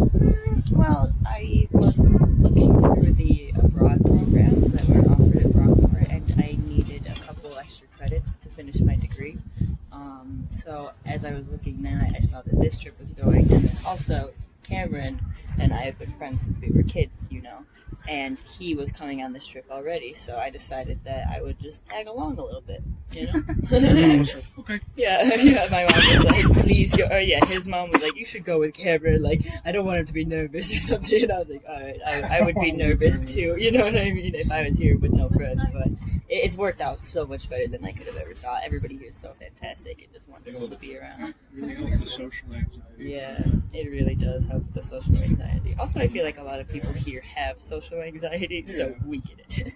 This is your first time traveling abroad alone? Alone, yeah. I mean, like, well, I went to France and Spain with my school in high school, but yeah. No, this is like with Karen, I was like, this is the first time I'm going on an airplane without my mom, and he was like, wait, what? And I was like, yeah, I don't know. It was a couple of people like that. It was Katrina's first flight ever. I know. I was holding her hand for takeoff and landing every time. For me, I didn't necessarily need a few extra credits in order to get my degree. Last semester, I took a total of 20 credits. Wow, that's fantastic. Yeah, and I made the dean's list with a GPA of 3.5. I'm so proud of you. That's amazing, dude. Wow, that's so impressive. Yeah, I got an A in nearly every class except the 2 Jared classes. Really? Yeah. I took the second Jared class because I needed it in order to go for Eurosim. You're in Eurosim? Yeah, I officially joined the club, although it's kind of like trying out for a sports team. Not everyone who's in Eurosim actually goes on the trip to do Eurosim. Yeah, it's a small group of people, that's all. Yeah. I think it was smaller than this group. Is it Jared? Yeah. Yeah, and I had the misfortune to have fallen asleep in both of, at one point, in both of the Jared classes. Yeah. Staying up too late or something? Probably. I think during the last semester I would often get 4 hours of sleep despite going to bed naturally with no alarm. Because it would stay at the library until it closed. Oh, that's probably why you did so well, but it stinks that you had to lose out on sleep, you know? Yeah, except I didn't spend all that time studying. I spent quite a bit of that time playing games like Congregate and working on Dan Hamming. Probably primarily the 98th Dan Hamming. That's nice. Before I resumed to work on that, it sat dormant while I fleshed out ideas that popped in my head for Dan Hamming episodes. Nice. That's funny. That's really awesome. I had no idea that the 98th Dan Hamming would be the last one I've complete before the legacy video maker retired. Right? I still have more, but it's in parts, and I'll have to learn some new skills. But that's always fun. I like learning new skills. Definitely. Yeah, Never stop learning. My boyfriend is, he's just picked up gaming on the computer and keyboard and stuff, and he wants to get into coding and stuff like that too. I don't think Do you play games?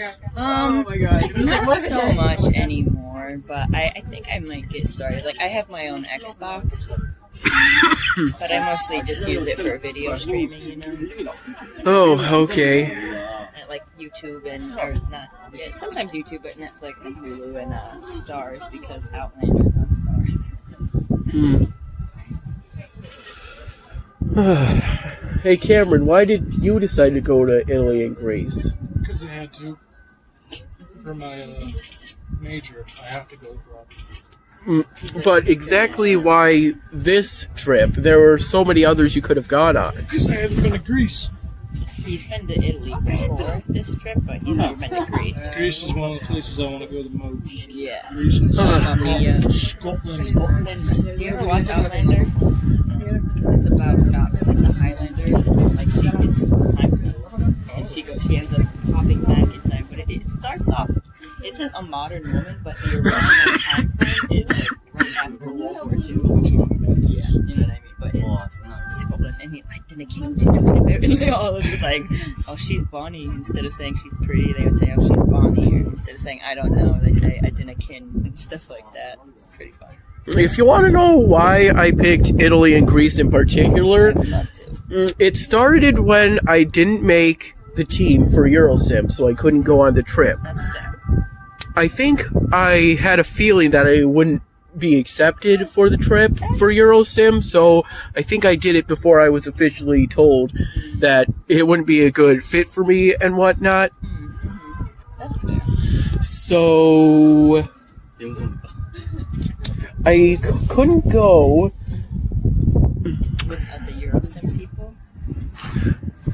Yeah, I couldn't go to somewhere in South America because it was likely that going in a country within that continent would get me deferred from donating blood either for Zika or malaria or some other. That's interesting. I didn't know that. I couldn't go to Mexico because that would get me deferred because it's a Zika virus risk area.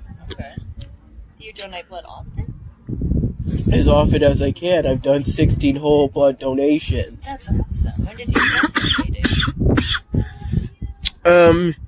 As something the National Honor Society did. I did a lot so I could join my high school's charter for the National Honor Society. That's really awesome. I did 60 hours of volunteering at the Community Senior Center over one summer. Cam, do you want a €1? Look through that. No. Do you want a euro to look through that? No. I need this some sun. Yeah, I was sweating. You wanna maybe look and see, find another view? Sure.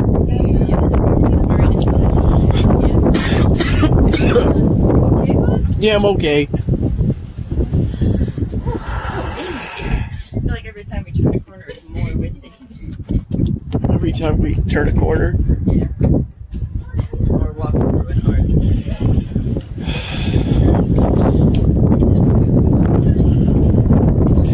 Yeah. I only do it before they start filling up, which is now. Okay. Yeah.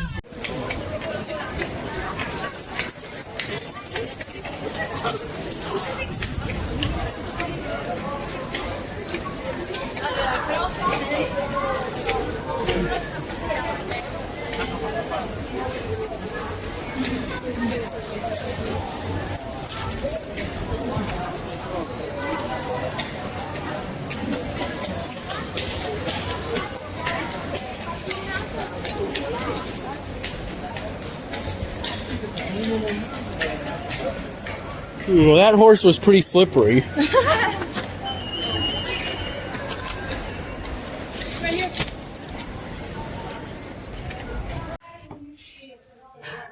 Okay. Yes. Alright. So I wanted to start off by asking where the best gelato. No. Although I think the best food we had that was hilarious. The best food I had was the farm to table place that Diane and I just ate and Tyler just ate at. Oh, I had cacio e pepe with artichokes and of course fresh homemade spaghetti and oh my god, it was just With your peppers? it was perfect. It was perfect. Oh my god. Yeah. Perfecto. Right. Everything was really fresh. Oh, and had some basil oil on it and a little bit of a sprinkle of pomegranate seeds in there. So every now and then you get like a burst of pomegranate. Oh god. What were you asking? Was it pricey? It was a little pricey. It was a little pricey. It wasn't much more pricey than like the pasta dish. What are you doing away with it? Like €10. Yeah. It was. So It was. what was it? Same. Oh, it's about the same? Yeah, I mean the meat dishes were more. Oh, the meat dishes were more. Oh, that's right. Yeah. They were like €16. Oh, right. That wasn't super expensive. I was Yeah. I don't think like maybe. So you've had about a week to kind of be in another country, and for some of you, the first time in another country, And I wanted to have this discussion about that, about the self, other, cosmopolitanism, right? Who are you? Where are you? how do you feel where you are, and so on, right? So I wanted to rope in 3 articles together, right? The David Byrne's article on I Hate World Music, which is very tongue-in-cheek because he owns a world music record label. He's the lead singer for the Talking Heads. And you may ask yourself. Right. Flashback to the East. Sorry. And Diane gets that reference. And he's somewhat of an ethnomusicologist himself. Like, he participates in our conferences and such. He's a very smart man. And he wrote this essay, I Hate World Music, as sort of an editorial for the New York Times back in the 90s. I also wanted to talk about, and I think we might start with Horace Minor's article on the body rituals of the Nasarima. And then maybe kind of morph into use Appiah's Kwame Appiah's article on cosmopolitanism to kind of tie everything together. Right. So let's talk about body rituals in Nasarima. General reaction to that, and there's sort of a surprise in this article. I think it might be more than what you think of, and if you get what the surprise is, I want you to just hold on to it for just a moment. Because some, I don't think, got the surprise, and I think Cameron just got the surprise. No, we were talking about Oh, you were talking about it? Right. So if you know what it is, shh, keep it secret for just a second, right? So some reactions to that. Do you remember that one, the body rituals of the Nasarima, right? Yeah. When I first got done with it, my first thought was, why the hell did he assign this? No. It was more like, I can see a lot of the modern medicine and everything in like all the modern stuff there. Yeah. But not evolved. For example, the dentist, going to see the dentist and having your teeth The cleaned. holy mouth man. Yes, although they destroyed the teeth pretty much. But also the hospital, going someplace else and getting medical treatment. That's what I saw, was more of like... So you could see a relationship there. How we could have gone from doing rituals on people's teeth to actually properly cleaning them. Right. The modern dentistry. All right, what else? I'm gonna put all these on a shelf here, and we'll pin them to a board here. What else? What else stood out for you? Anything stand out to you like really bizarro? Women sticking their heads in ovens. Oh. I mean, like, basically, you know, like when you flat iron your hair, you're basically ironing your hair. So, like, it's just another way to do it. Yeah, you know what I mean? That. Right? Yeah. Tyler, you had your hand up? It brought me back kind of to the time when I read the entirety of Walden.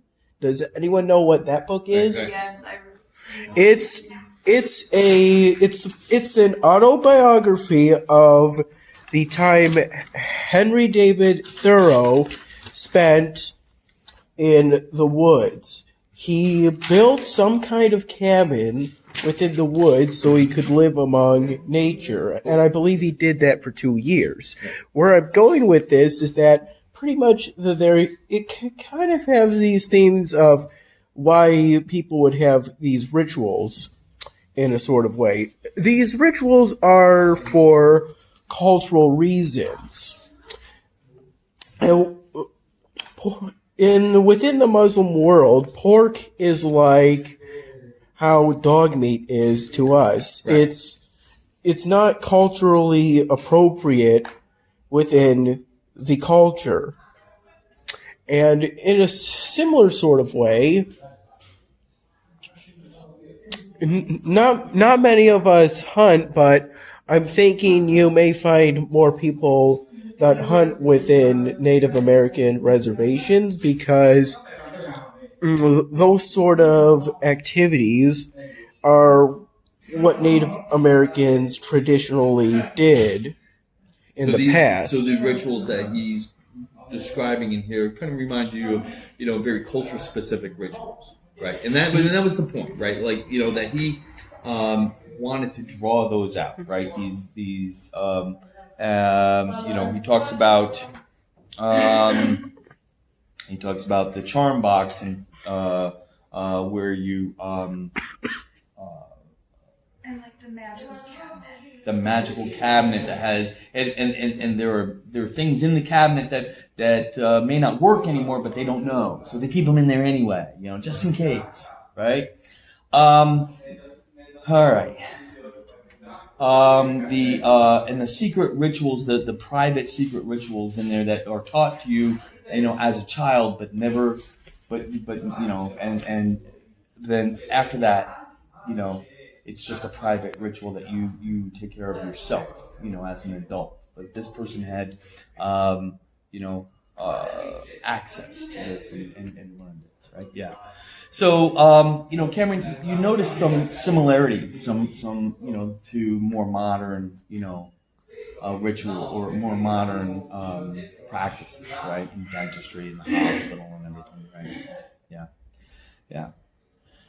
All of these should kind of feel very familiar to you, because if you were to write the word American backwards, what would it spell?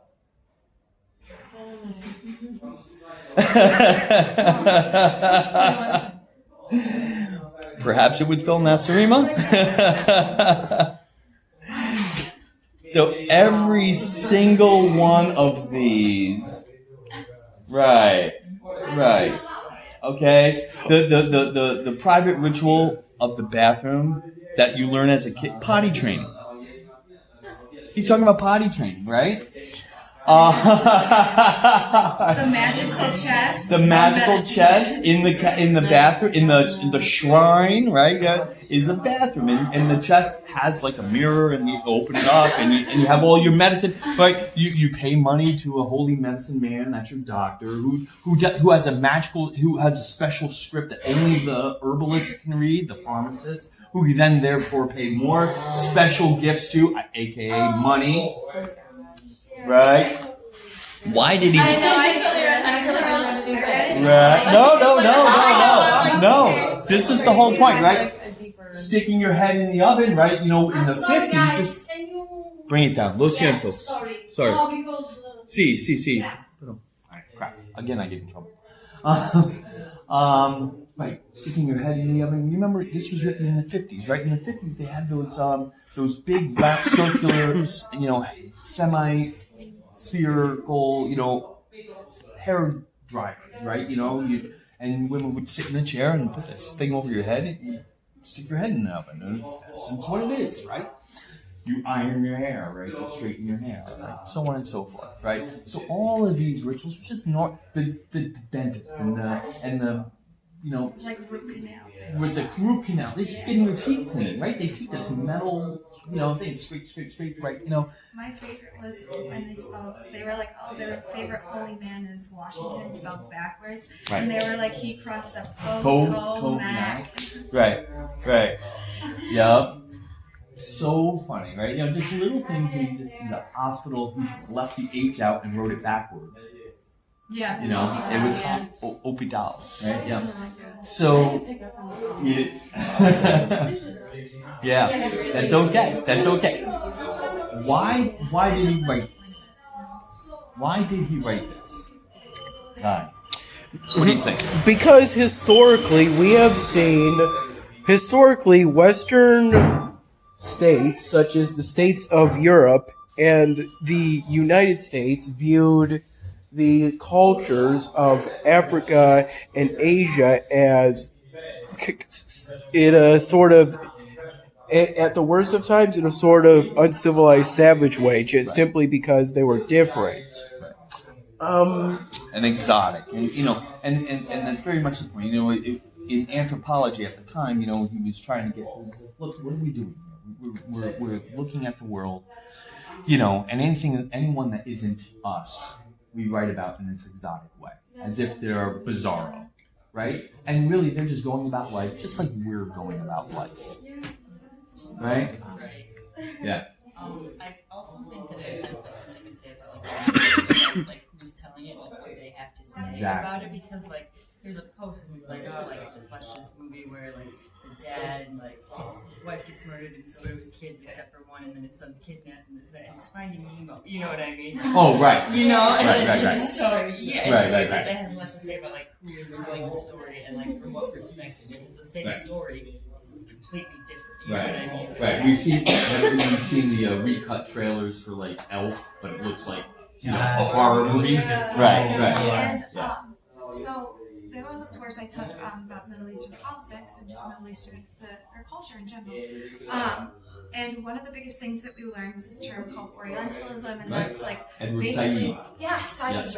yeah. And we just learned all about how such simple things, even like a postcard, can just perpetuate these stereotypes. Absolutely. Because when you go like back in the day when you were an explorer, blah blah blah, the only people that could tell the stories of what these people were like were the people that saw it. They had complete control over the narrative. Their perspective was the only perspective that could be put out in the world. Right. And so, like, tying back in, global citizenship is really changing that. The idea of being a cosmopolitan. Right. Exactly. So we'll come back to that. All right, we'll come back to that. I want to jump ahead too much. Right, Said in '76 wrote a book called Orientalism. Right, and he drew out the whole history of how we represent, we being Western academics and politicians and such, represent beings. Right, in big, broad brushstrokes as all the same. Right, and in very stereotypic ways, based on third-hand, accounts, honestly perpetuated that just became, the norm. Like, so the East became, the Orient and the mysteries of the Orient, were perpetuated with, the harem culture, where women were, there sexually, yada yada, and not participating. And the opposite is true, that they were very much part of the decision making and the power structure of the thing. So, what becomes, perpetuated and throughout our history that we've, then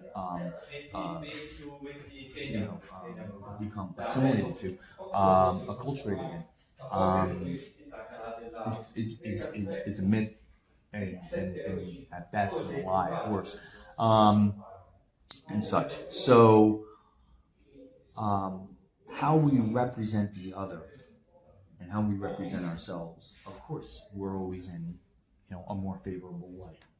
Right, and we're perfectly fine. We don't do anything bizarre. They do.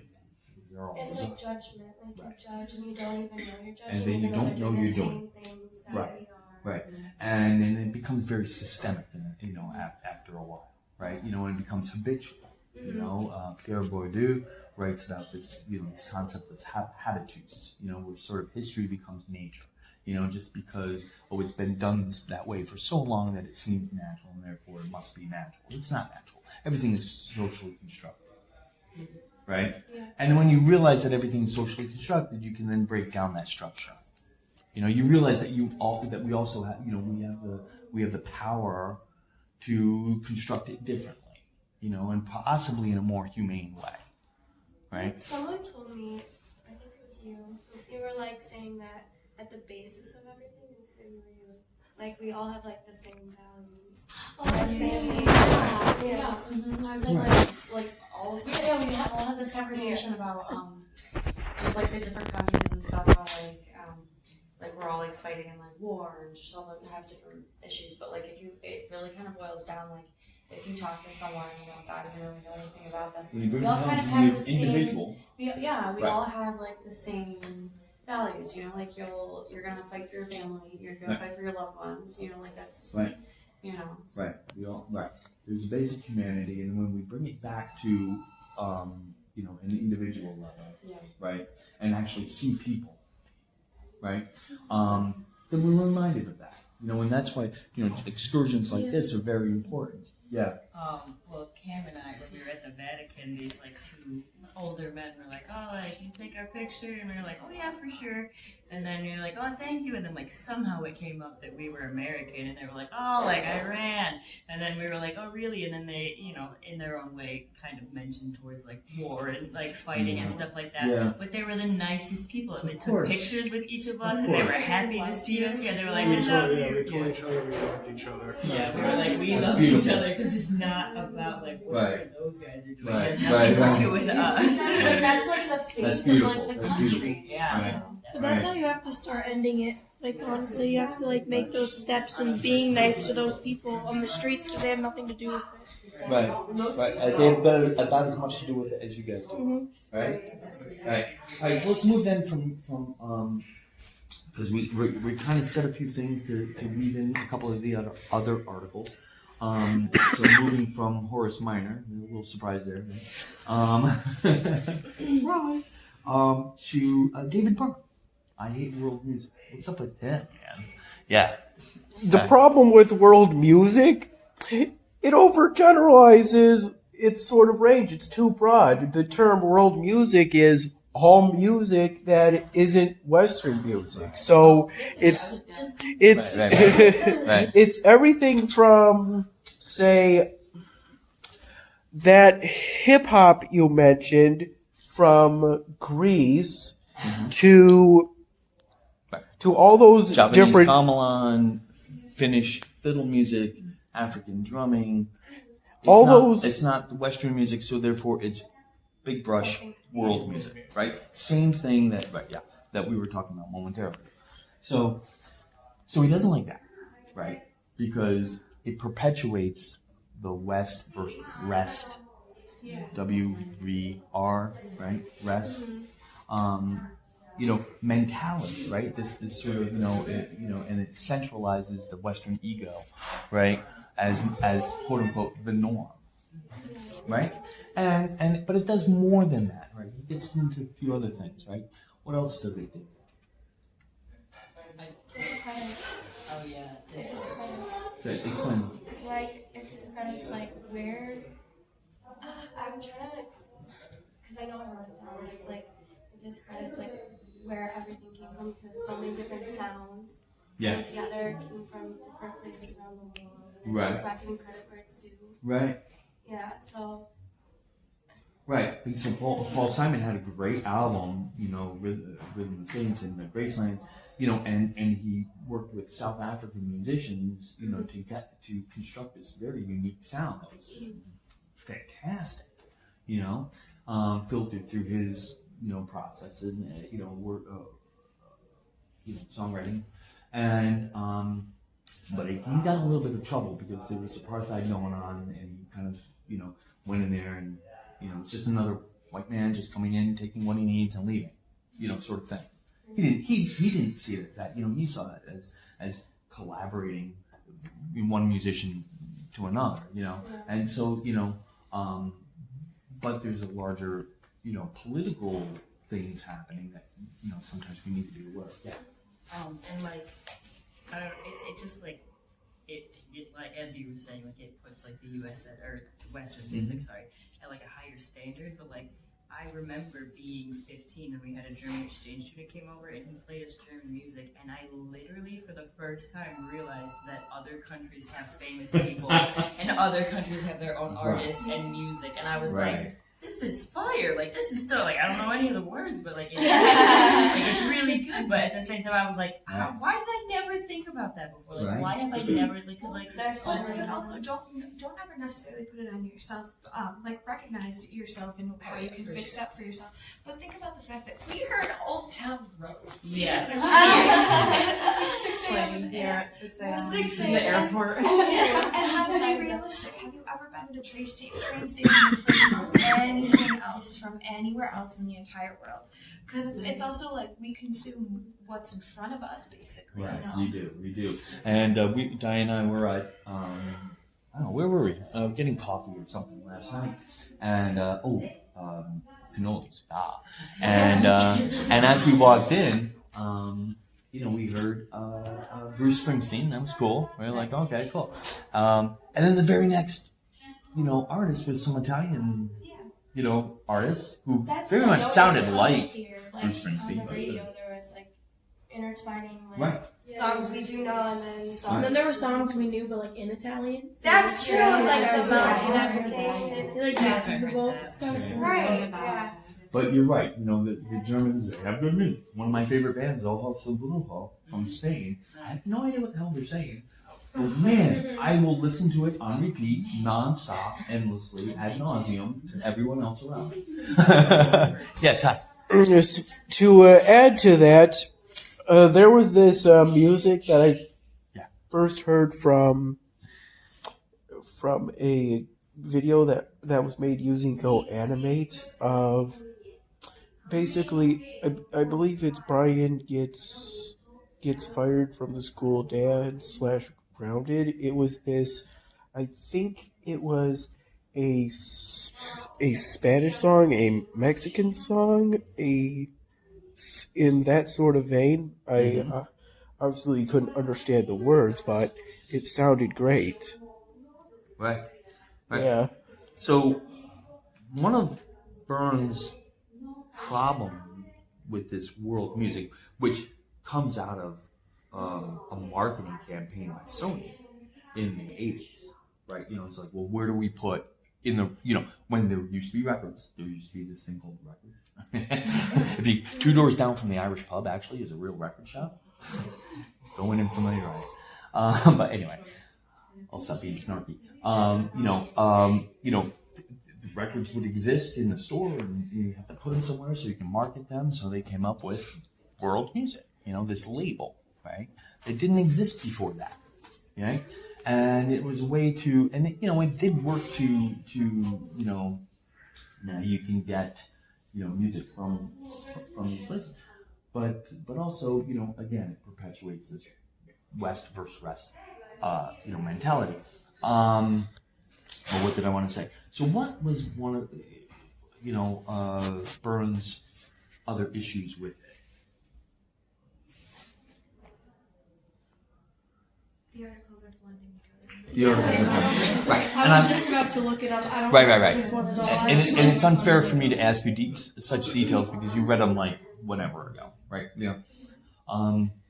So one of his, I'll remind you. He had a problem, basically with we're by filtering everything through the lens of Western musical aesthetics, right? We're missing out on understanding and appreciating this wealth of music from around the world, right? You heard this music from Germany, and it probably could have had like a Western aesthetic to it, but then again, it could not, right? So in a few days, we're going to be in Greece, and we're going to take a dance class, and we're going to hear music that, and some of you I know are dancers, right? She's like, I got this. She's like, this is me moment, and but some of the dancers you're gonna be like, what the frick? Because they're in odd time signatures, right? So instead of everything in one, with a big backbeat, 1, 2, 3, 4, right? That backbeat, or 1, 2, 3, 1, 2, 3. Let's face it, that's what in Western musical settings, pretty much what we have, right? You'll have meters in 7, 5, 7, 9, 11. These odd time signatures. So you're just like 1, 2, 3, 4, 5, 1, 2. What? I only have 2 feet. So, and that's the norm. That's just like, it's like 3 + 2 or 3 + 3 + 2, and or 2 + 3 + 2. It's like all these weird time signatures. Ty. Hey, something I'd like to bring up.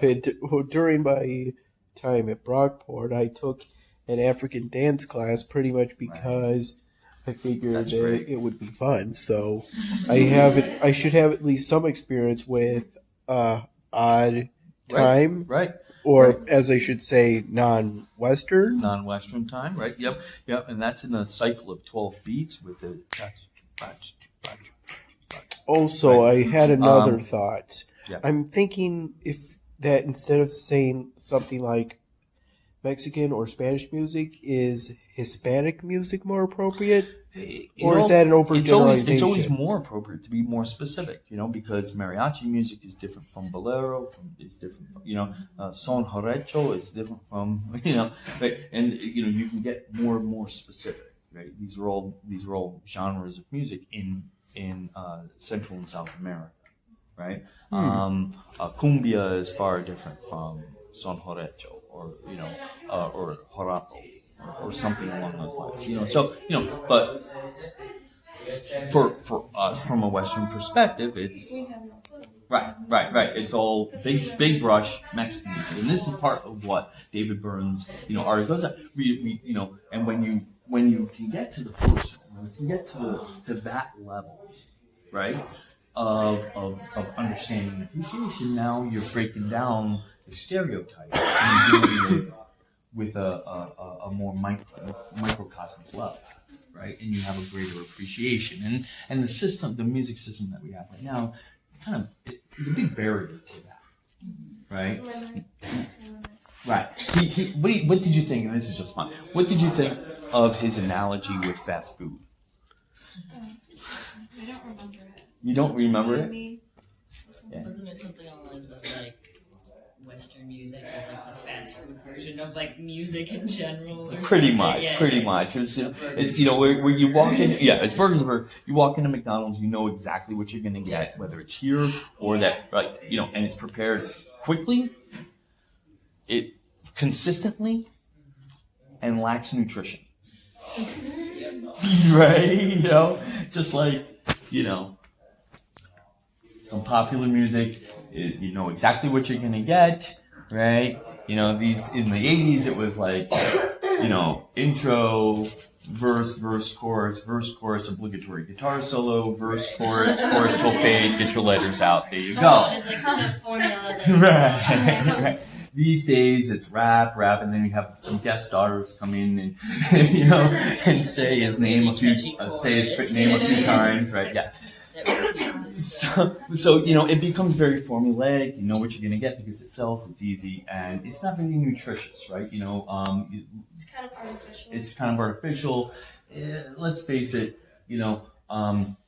Justin Bieber's lyrics may not be the most profound. Right, baby. Okay, we get it. All right, it's fun. There's nothing wrong with it. It's fun. But pound for pound, right? He's not into this to be a poet, in a way, But so it's very much the fast food of thing by David Byrne. You can take issue with that. That's fine. Ty. Sorry. It is true that Western music can be very formulaic. I mean, every band pretty much does the same song over and over again in a sort of way. If you get really deep into it, There's Have you guys ever heard the song Four Chords? the axis of something. Axis of it's four chords. And it's played like I'll find it and I'll post it on WhatsApp. And it's like a bazillion popular songs. There's also a song by Bo Burnham called Repeat Stuff, and he's like singing, he's like, I love my baby and I know that I can't live without her, but now I need to make every girl think this song's about her. And then he's like, I love your eyes and they're bluish, brownish, greenish colors. Just all this, random stuff, That's pretty funny. To explain more, the premise behind Four Chords is that every song that we like can basically be broken down into 4 chords. So, like the New Year's song, what are some other ones? So a lot of Maroon 5 stuff. Maroon 5, the Beatles. Just so much stuff. All comes back down to the same 4 chords. Same 4 chords, right? You those videos where it's like, people are dancing and they're like, oh, this can go with any song. Those ones, if you look at the songs they put with them, it's not the dancing that goes with it, it's the timing of the dance. Right. So it's when the beat starts. Right, it's right. when the it's like all of those songs have that same thing in common, and that dance was on those beats, and that's why you can just put any song on them. Right. So all right, so I'm going to use that as a segue. Yeah, Ty.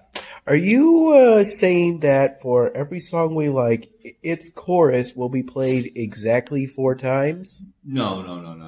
No, she was referring to a harmonic structure, the harmony, the chords used, right? There are a tremendous number of songs that pretty much use the same or very similar, right.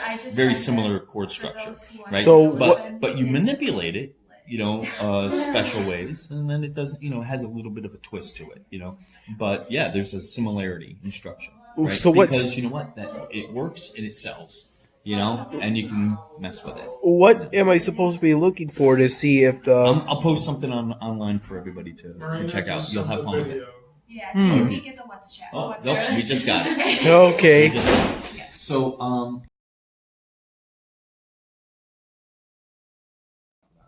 so this idea of authenticity, right? So this kind of gets from David Byrne's article, and then ropes in Kwame Apia's article, who's a Princeton philosopher who was born in Ghana. Right, so he's African born philosopher who teaches at Princeton. So, this idea of authenticity. So what did perhaps maybe some of you remember, what David Byrne have to say about this idea of authenticity?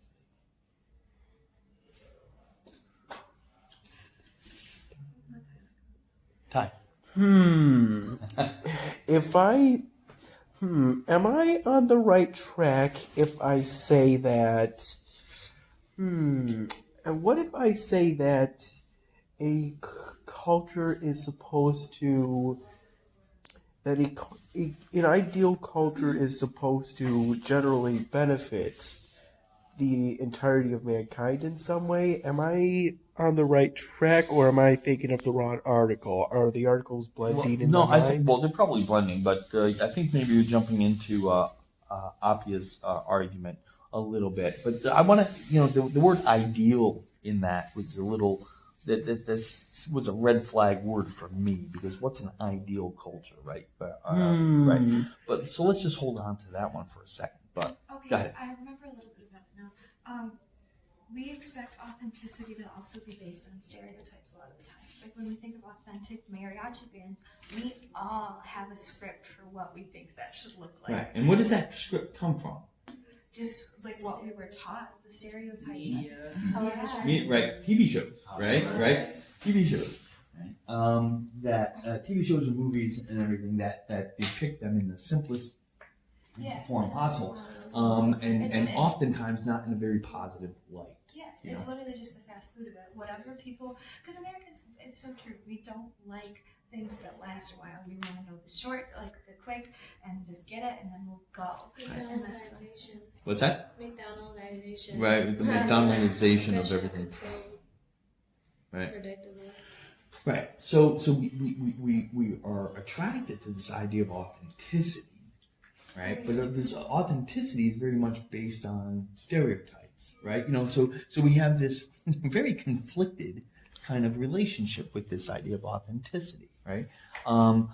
Jump to to Apia's article, he talks about the batiks of West Africa, right? You've seen the kente cloths that people wear, and that batik fabric that seems very, very authentic to West Africa. In fact, comes by way of Indonesia, by way of it comes from Indonesia by way of Dutch, imperialists. So in other words, this method of creating this fabric is an Indonesian method that was brought to Africa by this common imperialist thread of Dutch,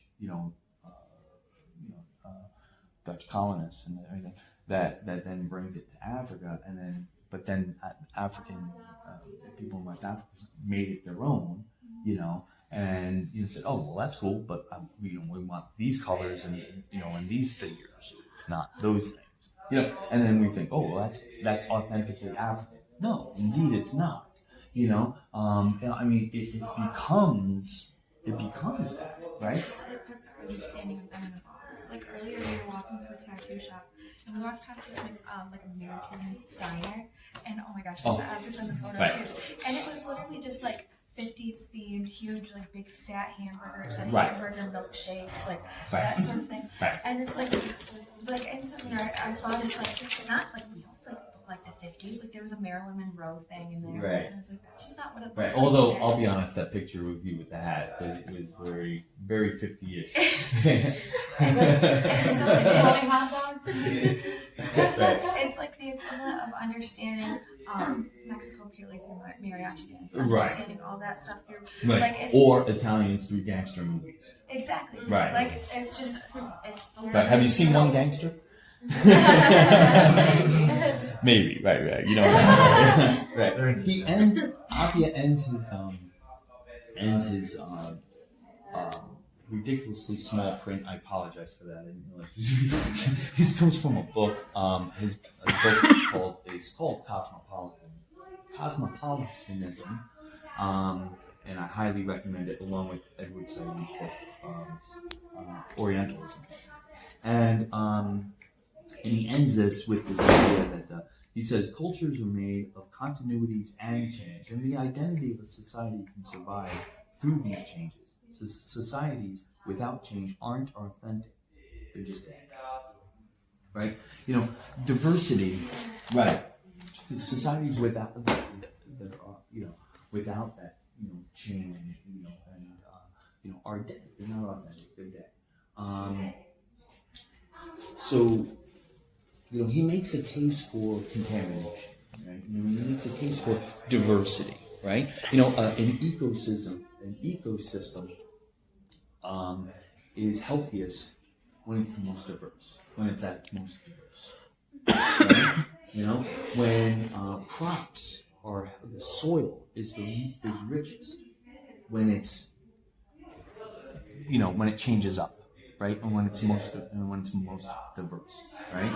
It breaks down when with these big monocrops of just this one thing, right? It breaks down the minimal content, the minimal. It's time to stop because you can't talk now. The minimal vibrancy of the soil, right? And it's not as healthy, right? Of the soil, and it's very much, and it actually becomes depleted of its mineral content, and is worthless. The more homogeneous, the less diverse.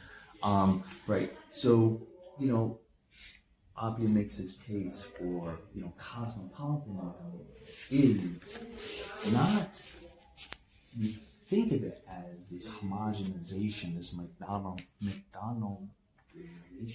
I'm gonna leave it up to you to say these words because I need water, my tongue doesn't work. A process, but yet it's not. What it actually is a very diversifying process, because it intermingles, everybody. Yeah. Yeah, the reason why cultures are, it's important to remember that cultures are diverse. The stereotypes make them simple and not diverse, but it also puts them in the wrong viewpoint, so to speak, because in actuality, cultures have all these nuances that make them complex and diverse. And to give an example, we commonly see the classic statues that we think of when we see the Roman Empire that did originate from the Roman Empire, such as the statue of Julius Caesar, but it looks like they look like the same white marble statues we see from the Renaissance era, such as Michelangelo's David. But the reality is, in actuality, while the Renaissance statues were originally made with just white marble, in actuality, they were chosen to be white marble by the artist who made them because by the time the Renaissance artists came around, the color that the ancient Romans put on their statues to make them more lifelike, by that point it had faded, just as the paint on the terracotta soldiers had also faded. But the Renaissance artists liked the look of plain white marble, so they replicated that look in their statues. In actuality, the ancient Roman statues were full of color. Right. Well, there's a lot of borrowing, right? And that's the whole point, right? And that's pretty much the point that Appio was making. That there's a lot of the Roman gods were like and the Greek gods. There's a similarity if you go through the stories and histories. It's just like I like that one. We'll take that, but we'll give it a cooler name because we just have like the god of hamburgers or something. And that's not so fun. And Thor, that's a cool one. So there's a lot of borrowing and everything. And so if you go through, even religious texts, from ancient to more modern, you see these sort of, similarities and morphing of these stories, because let's face it, our cultures are all about the stories we tell ourselves about ourselves, and the ones that we're going to tell ourselves about ourselves at the center, with ourselves at the center, are always going to be a more positive light, right? And seem special and epic, right? So hold on. So I put these three articles I wanted to put these three articles in dialogue with each other and kind of, bring your experience now, into the fold here, as this brief excursion into Italy. We all had and to start you off with, I had you, write down some stereotypes that you think of, before coming here, right? So at the end, was there something I said? So at the end, I think, maybe you can come back to those stereotypes, and fold them in with what you've experienced and what you've read, and give yourself a more complex, hopefully, picture of yourself in this mix, what does it mean to be cosmopolitan? What does that term mean to you? What's that? Worldly, right? A citizen of the world, right? A citizen of the world, in a sense. Almost a literal translation. It's a little fuzzy, but and seeing past the boundaries, right? And seeing more humanity, and the individual, and stop and not coloring with these large brush strokes, but rather getting out the smaller, detailed, pixelated ones. You know what I mean? And when you do, right, you get more detail and you get more appreciation, and so, the thing is, it's difficult to do that, though. You can't know everybody, right? But the more little things that we do know and the more experiences we have with real people like Anea and Giada and all of us, here, I think I dare say that I think there's going to be some lasting friendships, coming out of this trip, right? And that's who'd have thought, right? I mean, if just passing on the street, Right. But then the more you do that, the more, the bigger your arms get to hug people, right? And that's, I don't know, I think that's a beautiful thing. And I think, the world can only be a better place if we all kind of have a little bit more of that. It all just leads to empathy, right? Ty?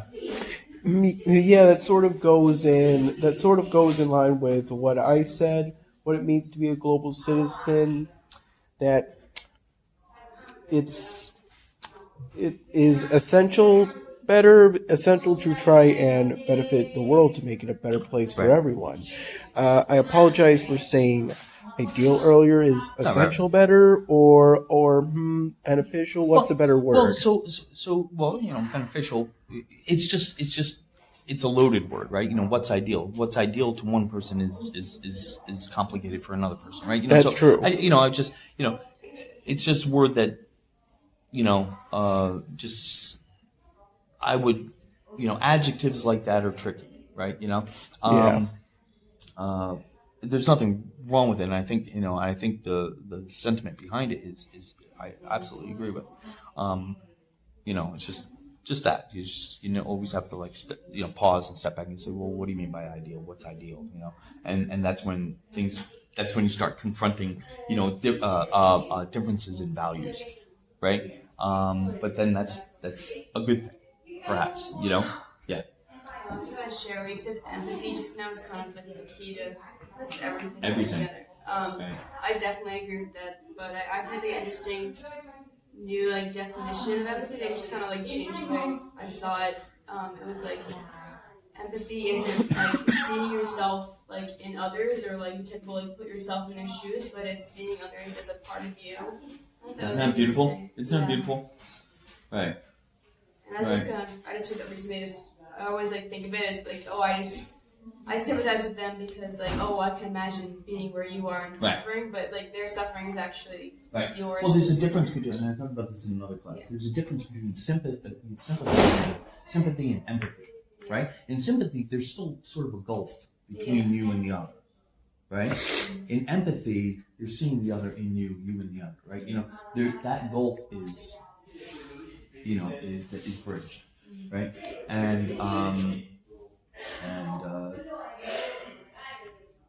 it's a difficult thing to always live in that empathetic world. We can't, obviously it's exhausting, to be empathizing with everybody around you. I'm sure some of you have had to have been confronted with people who are begging for money, and such, while you've been here, and you'll get that again in Greece. And you can sit, if you stop for a second and put yourself in that person's shoes or see yourself, maybe, one bad thing happening, from being in that situation, yeah.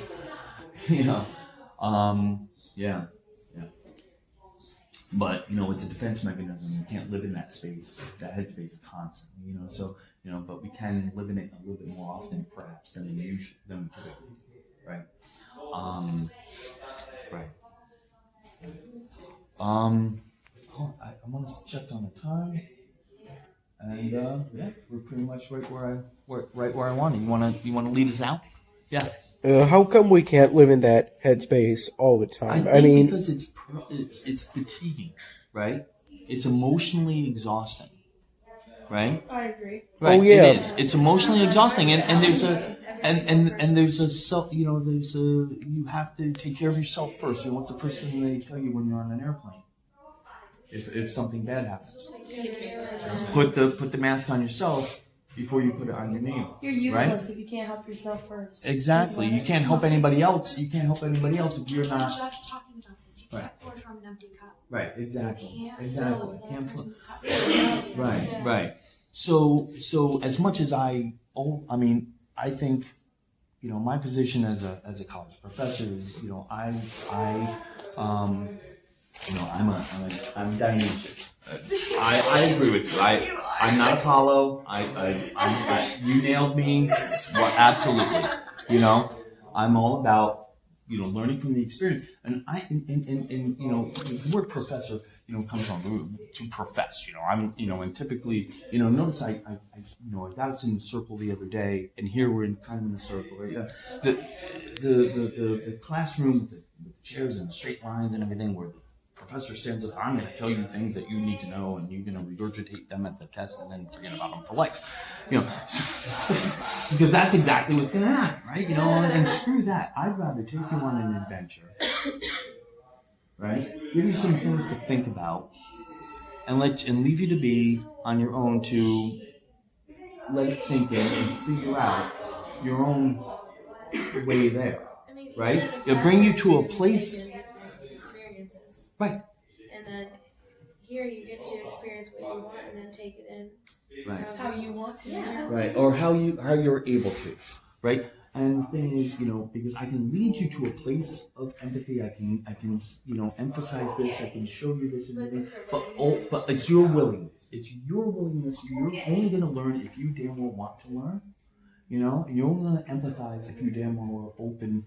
If you're open enough to do that, and if you're not, it could be because you're not, you're empty. You need to refill yourself, right? You know what I mean? And so it comes at different times, and in different ways, you know? So, right. So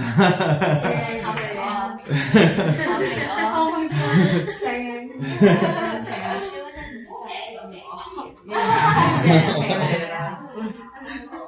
Alright, so that's it. That's all I'm gonna do. Well, let me take one more picture because I took a candid picture. Did you? Seen your thing. I love that. Yeah, I'm taking like body and mind sociology classes and stuff. I feel like all this will go so good. Well, you're back, right? Yeah. So Amy was a professor. Amy was local. She's the chair of the department. Amy you're awesome. Jason. Okay, sorry, isn't teaching. It's okay. He's just awesome. I love Amy though. Sorry. Good chalk work. I know. I can't imagine being able to just do that. With practice, anyone can. How long have you been vlogging? Many years. Do you remember how many or? Maybe 6 or 7? Really? Yeah. How did you get into it? Brianna started filming me. I think that may be what it is, maybe. Oh, okay. That might be the answer, but I'm not 100% sure. Yeah, it just kind of happened. Yeah. That's cool. I like habits of it, or like hobbies that are like that, you know? Mm-hmm. It just kind of happened.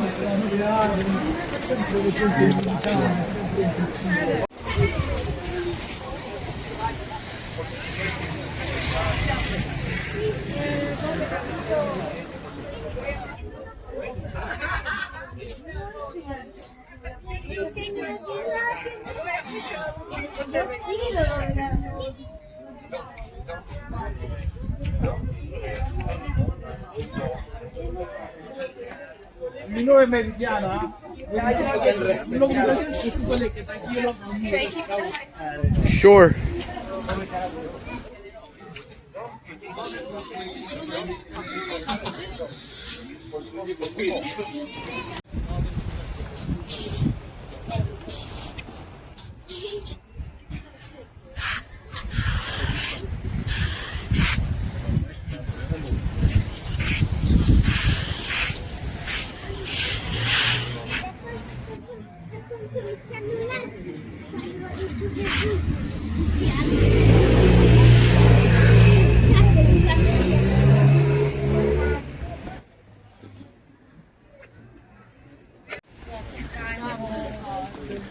Look, there's this sort of blue dog.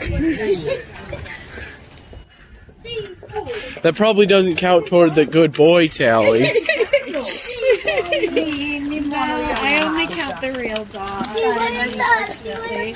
Otherwise, with all the ones we've seen in paintings, it just wouldn't be accurate. Yeah.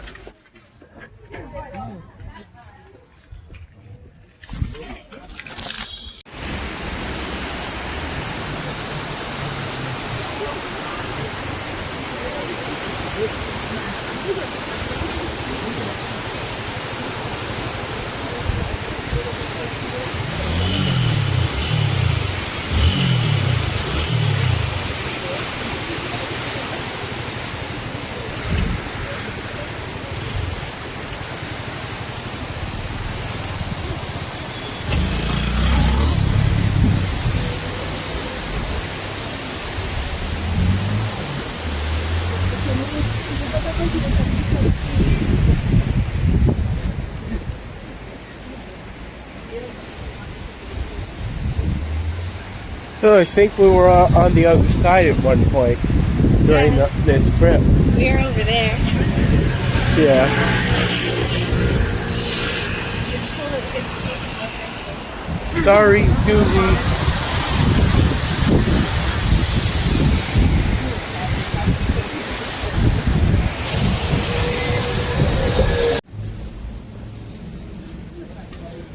Do you think if we were to cross that, we'd still be in Florence? Yeah, we will be. Oh. Well, what's the purpose behind it?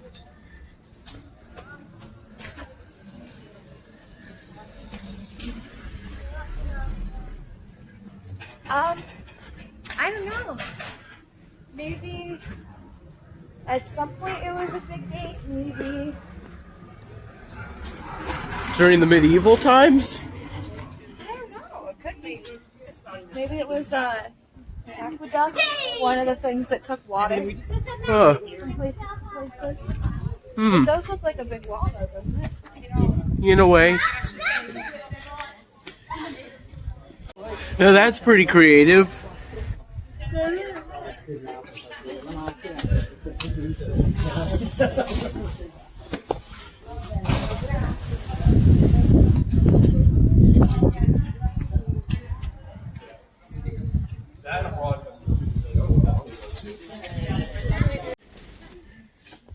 Have you seen these stairs before? No, I've never watched these ones.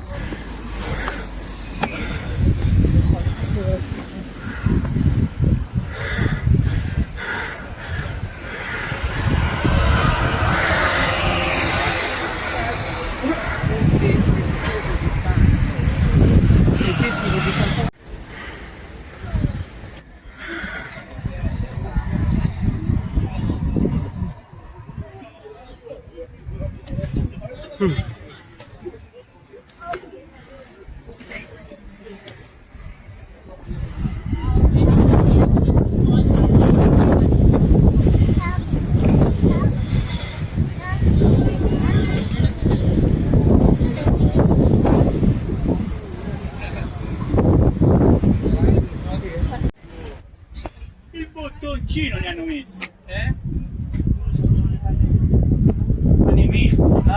Ciao.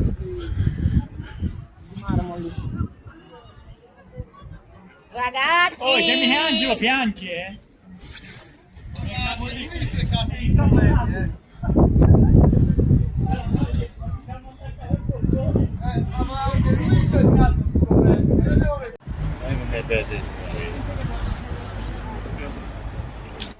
Yeah, thanks for the water, Cameron. Yeah.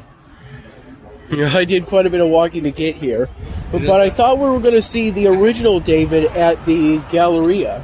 No, it's not That's here. like that's like 18 euros to get in. Oh. Pretty expensive. But where do you want to go to eat? We're just gonna stop at a place on the way back. Probably in the corner there. In that corner there. All right. Probably. I don't know. It shouldn't be anywhere. Thanks for keeping me busy, everyone. Of course. We're happy you came along. I'm happy you got to see it. I saw it before at nighttime. Really? Mm-hmm. We come all the way up here? Yeah. Can we go do that real quick and catch that? Oh, yeah. Do you want your water back, Cameron? Yeah, if you got one. We also went to...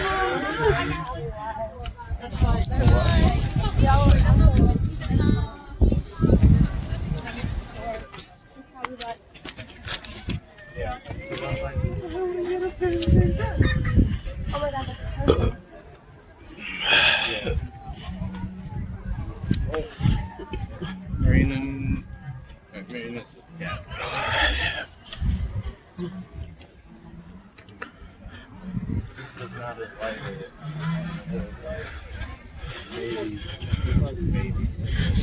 It's a good thing we got to see this view again. It's pretty good.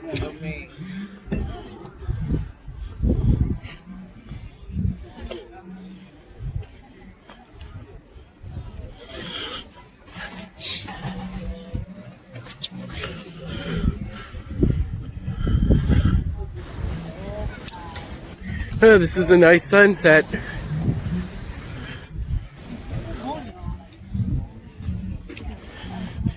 What do you think of the sky, Cameron? It's very colorful.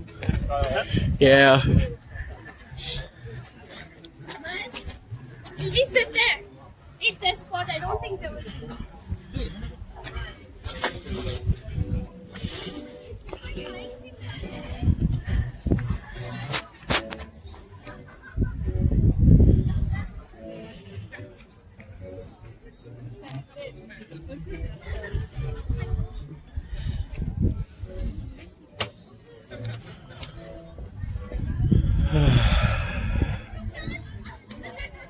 Do you see those walls in the distance? Yeah. But you know, we should be building bridges, not walls. Those were built a long time ago. Yeah. Sunset. They were. I would love it. You know me so well. It's been a week. I'm just like, all right, hand over everything. Oh no. What are you doing?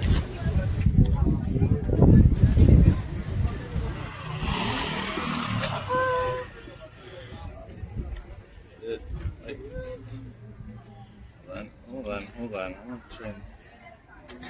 Oh, I got it. Do you want to get a picture of me afterward? Yeah. Okay, thanks.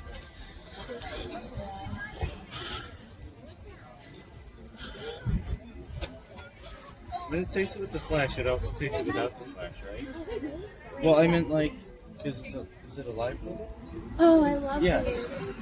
Yeah, it's a live photo, so you can pick the one that's right before the flash. I think so. Yeah, I can. Just that, yes, because I tap on the back to get that color, that tone, Yeah. and then it brought it down. Otherwise, it washed out the sky.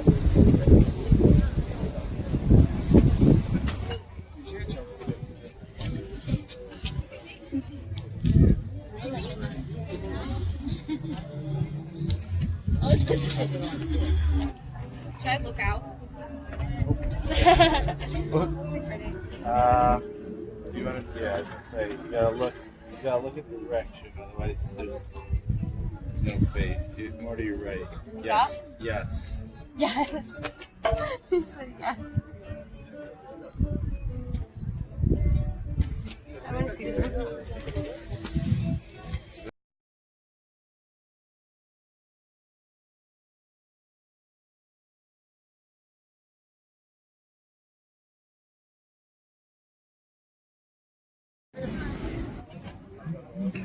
So you're saying it's a little bit of a bruise? Yeah. Could that be from when I rolled my ankle? If you hit your leg there, yeah. Well, no, I didn't hit that. I don't think I hit that leg. I hit this one.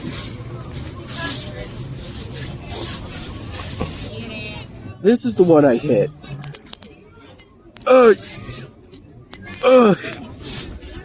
And I left this Band-Aid on for way too long. Yeah.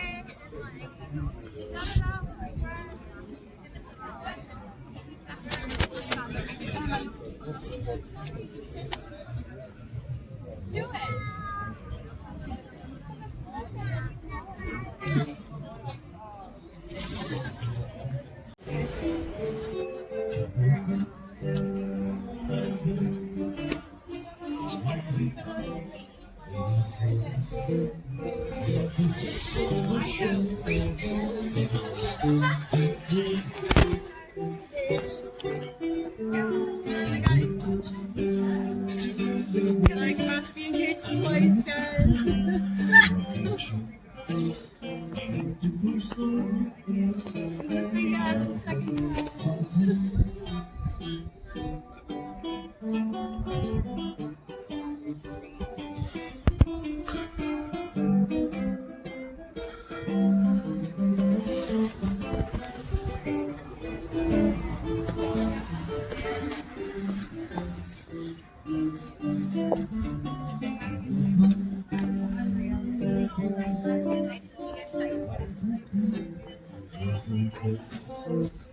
The best photos because we're always catching it at sunset. Yes. Oh yeah, this is what we're doing. Yeah. I need to eat something. I just realized that those are we kind of stayed like a little further away. We didn't get up to this edge. Alright guys, I gotta walk back or else I'm not gonna be able to get this done. Alright, we'll go off but you guys eat wherever you want. Yeah, we're gonna Alright, let's see for a second.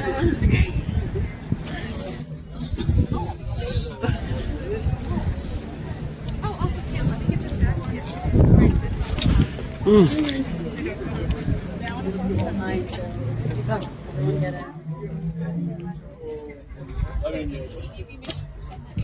I've seen these places selling this exact product quite a few times.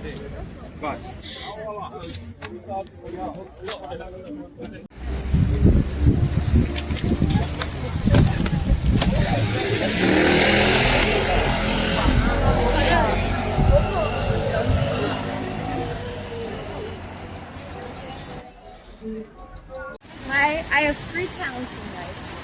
Knowing what dog it is, knowing what plant it is.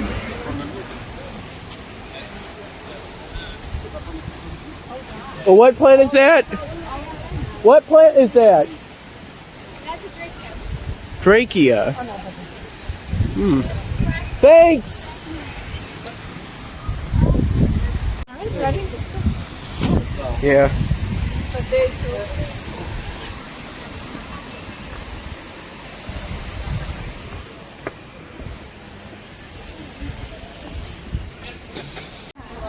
Be honest, how many did I miss? Maybe like 4.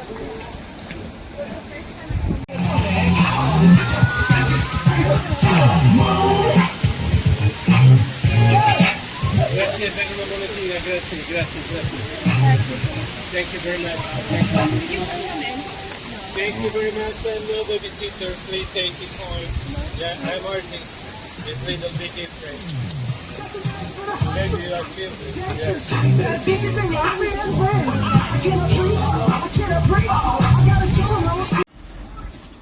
Pretty cool. Yeah. water. I know, right? I thought it was water underneath. Yeah. It should be water underneath. It'd be cool if there was. I wonder why it's glowing. Is that to make it easier to notice? Maybe. Probably just because it's something important. It's probably like an art Yeah. sculpture or something. And then they have these over here on the ground. Ooh. I don't know what that is.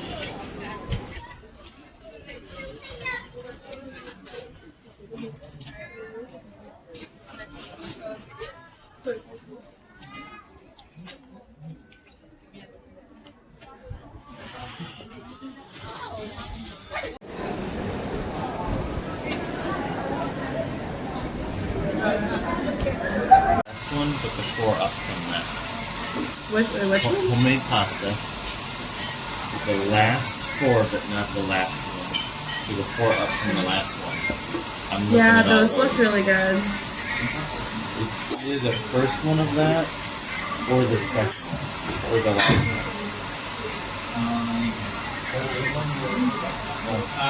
The hard cheese, pears, and beetroot take down and Homemade flat spaghetti with porcini mushrooms. I wonder if that would be good. Homemade potato ravioli. Olive oil. I'll have a piece, please. You know why wine glasses are made like this? Wine. Because you're supposed to grab them here, so you don't warm up your drink. Oh, there we go. New knowledge, you never know. Mm-hmm. Oh, Aaron, is it Kisses? No, that's just her name on my phone. She goes, my maps aren't working. It's okay. Alright, okay, I've never had the oil here yet, and I'm really excited to try it. To see what it tastes like. Because, like, you know, that's what you gotta do. Oh, and that's vinegar. That must be vinegar. Oh, yeah.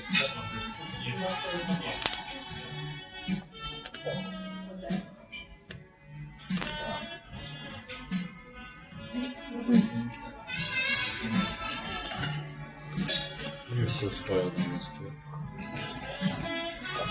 Food-wise. May I please have some olive oil? Of course, did you want some vinegar too? And no vinegar, just the olive oil. I can't open it with just Here, one hand. I'll hold it. Thank you. There's a seal too. It's okay. Here, I'll pour a little bit on your plate and then you can Thanks. just dip it in whenever you want, okay? Thanks. Do you mind if I take another piece of bread? Go ahead.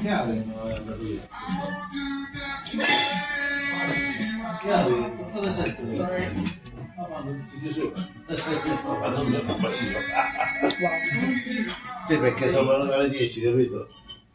Io ero alle 10, smonta alle 3, tutte le 3 l'ho smontato, qualcuno le 4. Thanks for letting me use your battery pack. Here we go. There we go. Say, how do you charge it up? I just plug in one of these cables and then plug it into the wall, and then it charges up like a phone would. So would that be compatible with my universal adapter?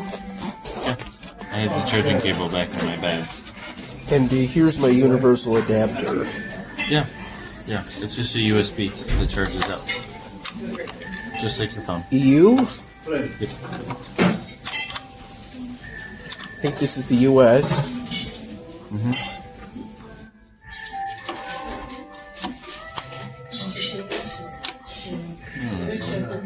Australia?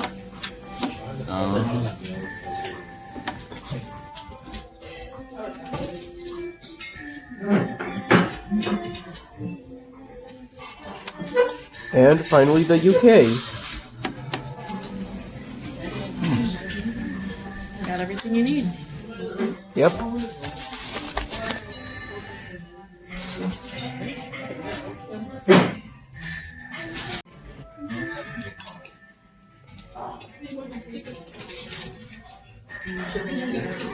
Why not? Okay, so everyone's got some kind of variation of pasta.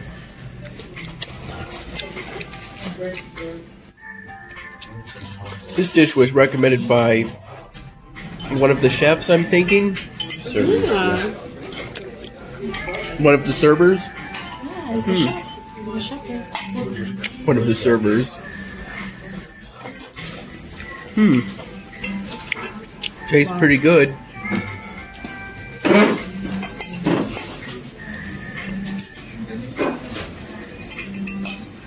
It's got a bit of an earthy vibe to it.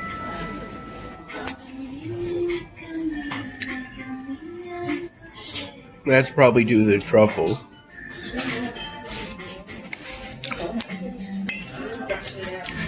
Cameron, how's your food? Not sure yet. You haven't tried it yet?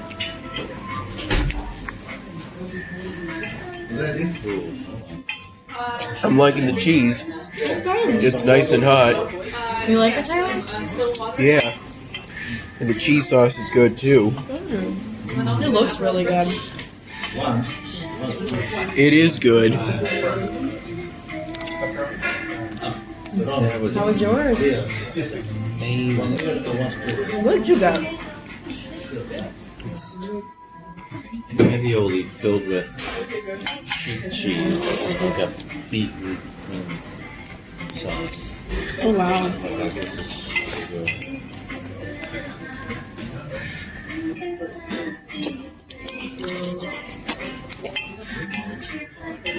This is so good. This kind of reminds me of one of the dinners that we had in the hotel. The first night. Oh, yeah. Well, this is a good dinner. Oh, good. It looks good. Wow. That ham. Their ham is different over here. Your ham is very different, but it's very good.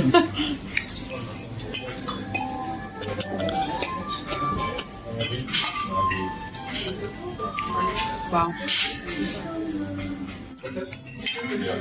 Well, we got plenty of time to get your gelato, Tyler. I love how fast they are here with food. Yeah, they don't mess about. I like that. Like, the food service in America is so slow. Yeah, you could end up waiting a long time. No. Italians are just, They know how to cook. they just go right up. They know.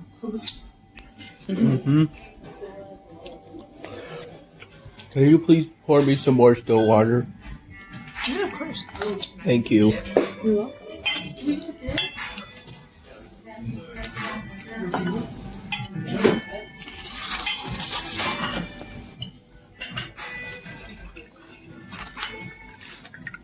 Thanks. Ooh, look at that. These look good.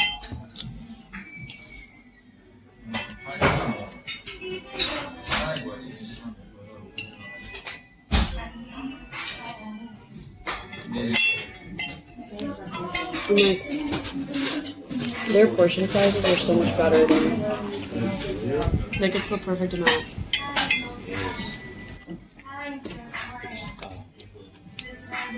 You know, I think so too. It leaves plenty of room to get. Yeah, gelato. Yeah, gelato. I already had gelato today, but I kind of want to get another one.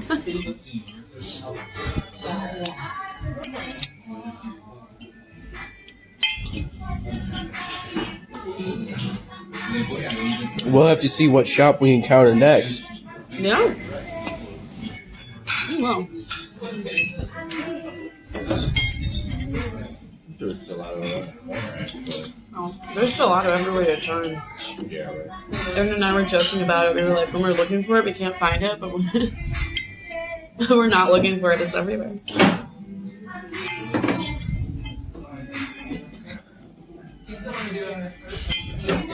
Ready? Yeah. We will start with the No. Mozzarella. Prosciutto mozzarella. No, that was amazing. Got it. Okay, yeah, that's okay. Mozzarella, okay. Yep. Prosciutto mozzarella. Wow. I will do. Mind if I take a piece of bread? Oh, right on ahead. You got it. Will you, sir?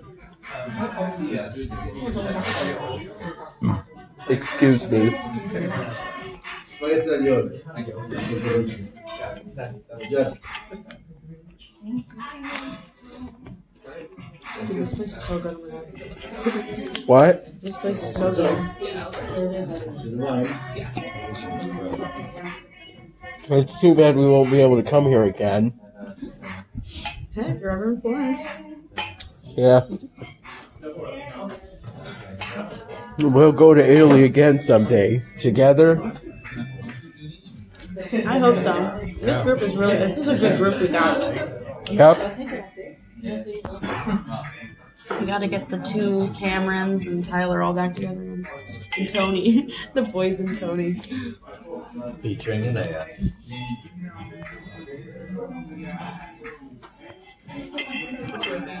That was the funniest. Was it? You said that.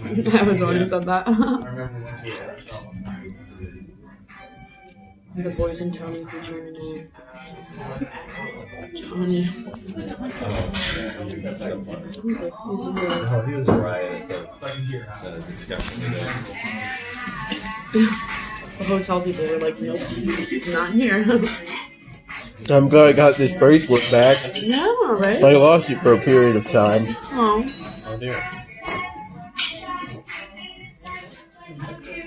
Back at the dome, I think.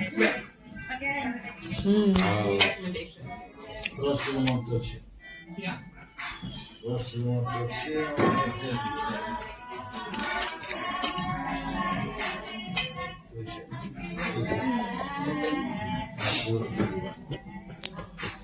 So I don't think they know how to split. The check to split up. One of us might have to like. I can put it on my card. Do you have Venmo? No.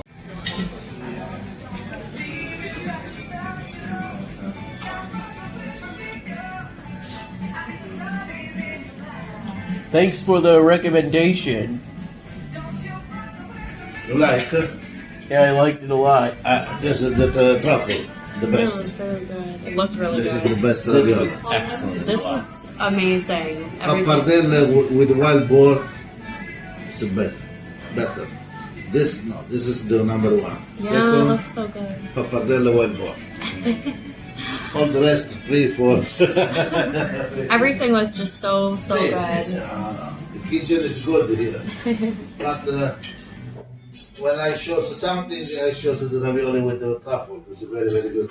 Yeah. Wow. They tell you the best in the house. For the pappardelle. Yeah. Finito. Thank you. Thank you. Thank you. Thank you, my friend.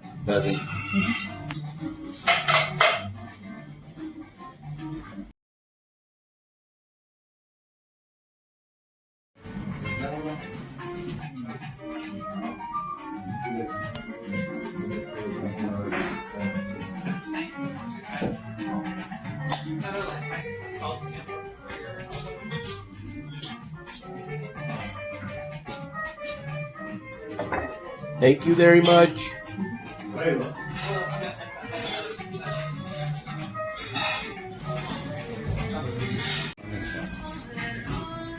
Oh, I love these. This is good. So are you supposed to drink it all at once? If you don't want to have it, you don't have to have it. I am gonna have it. Hey Cameron, can you please film me? Strong. Sure. Just give me a second. It's strong. Do you drink it all at once or sip I would it? take a little sip. Take a little sip and see if you like it. Yeah. 'Cause, Just take a little sip and see if you like it.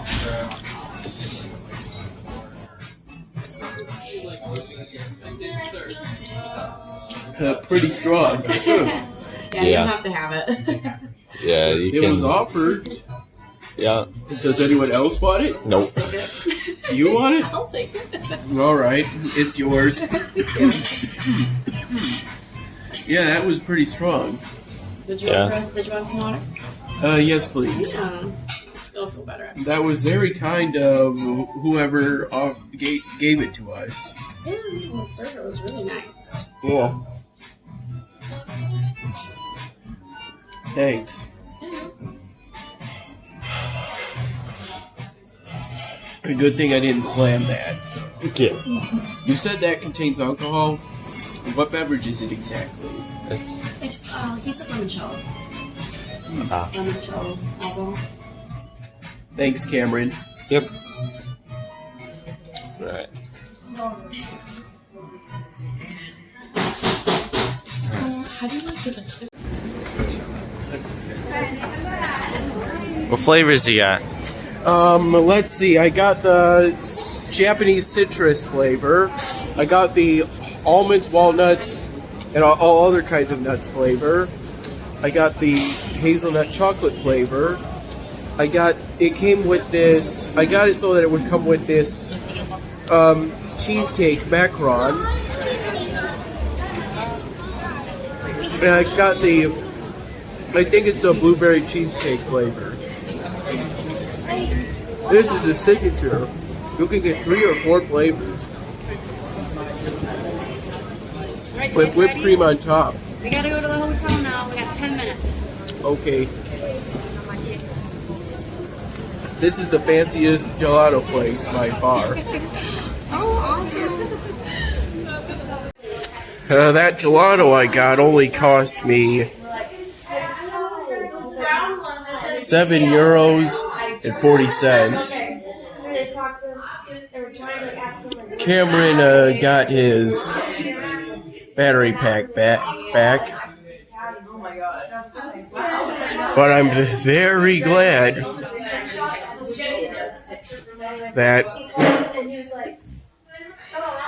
I was given the opportunity to have my phone charged by his battery pack. And that helped quite a bit. Hey Cameron, from which store did you get your battery pack? Maybe I should get one of those myself. No idea. Dad just said, here you go, take it on your trip. And I was like, okay. Okay. So I have no idea. I'm going to ask my mom for that battery pack. Maybe get it on. If you do a lot of stuff like that, you should definitely show over it. Thanks.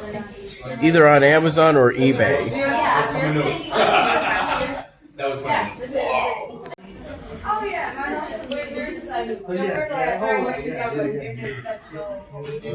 and like we just started The best gelato out of 7 different places I've been to.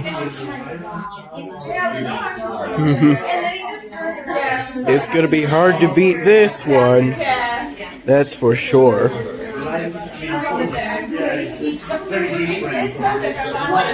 That's my bag.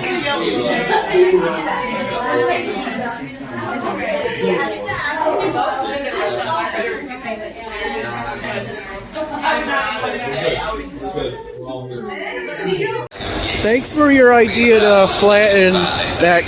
Yeah.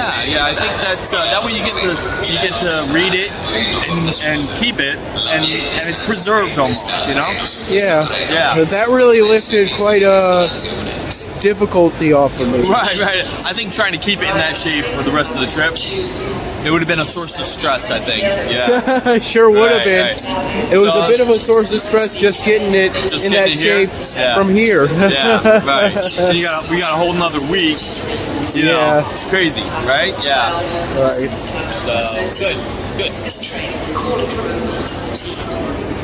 Hey Cameron. Thanks for the Sprite. No problem. Thanks. It tastes pretty good.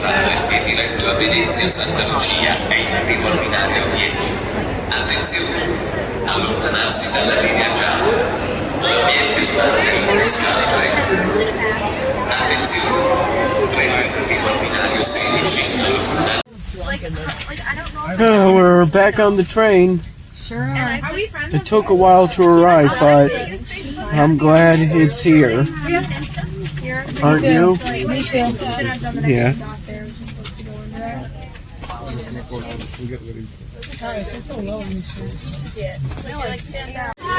I slept through pretty much the whole train ride.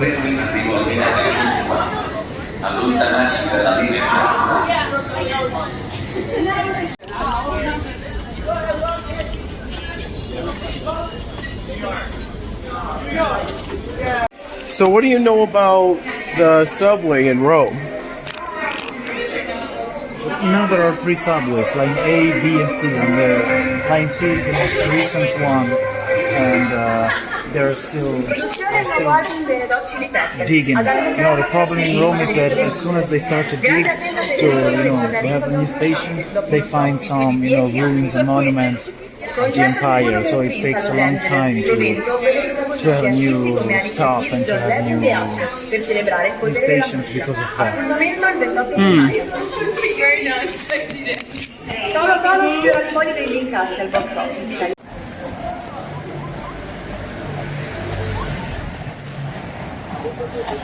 We're back at Nazzoni.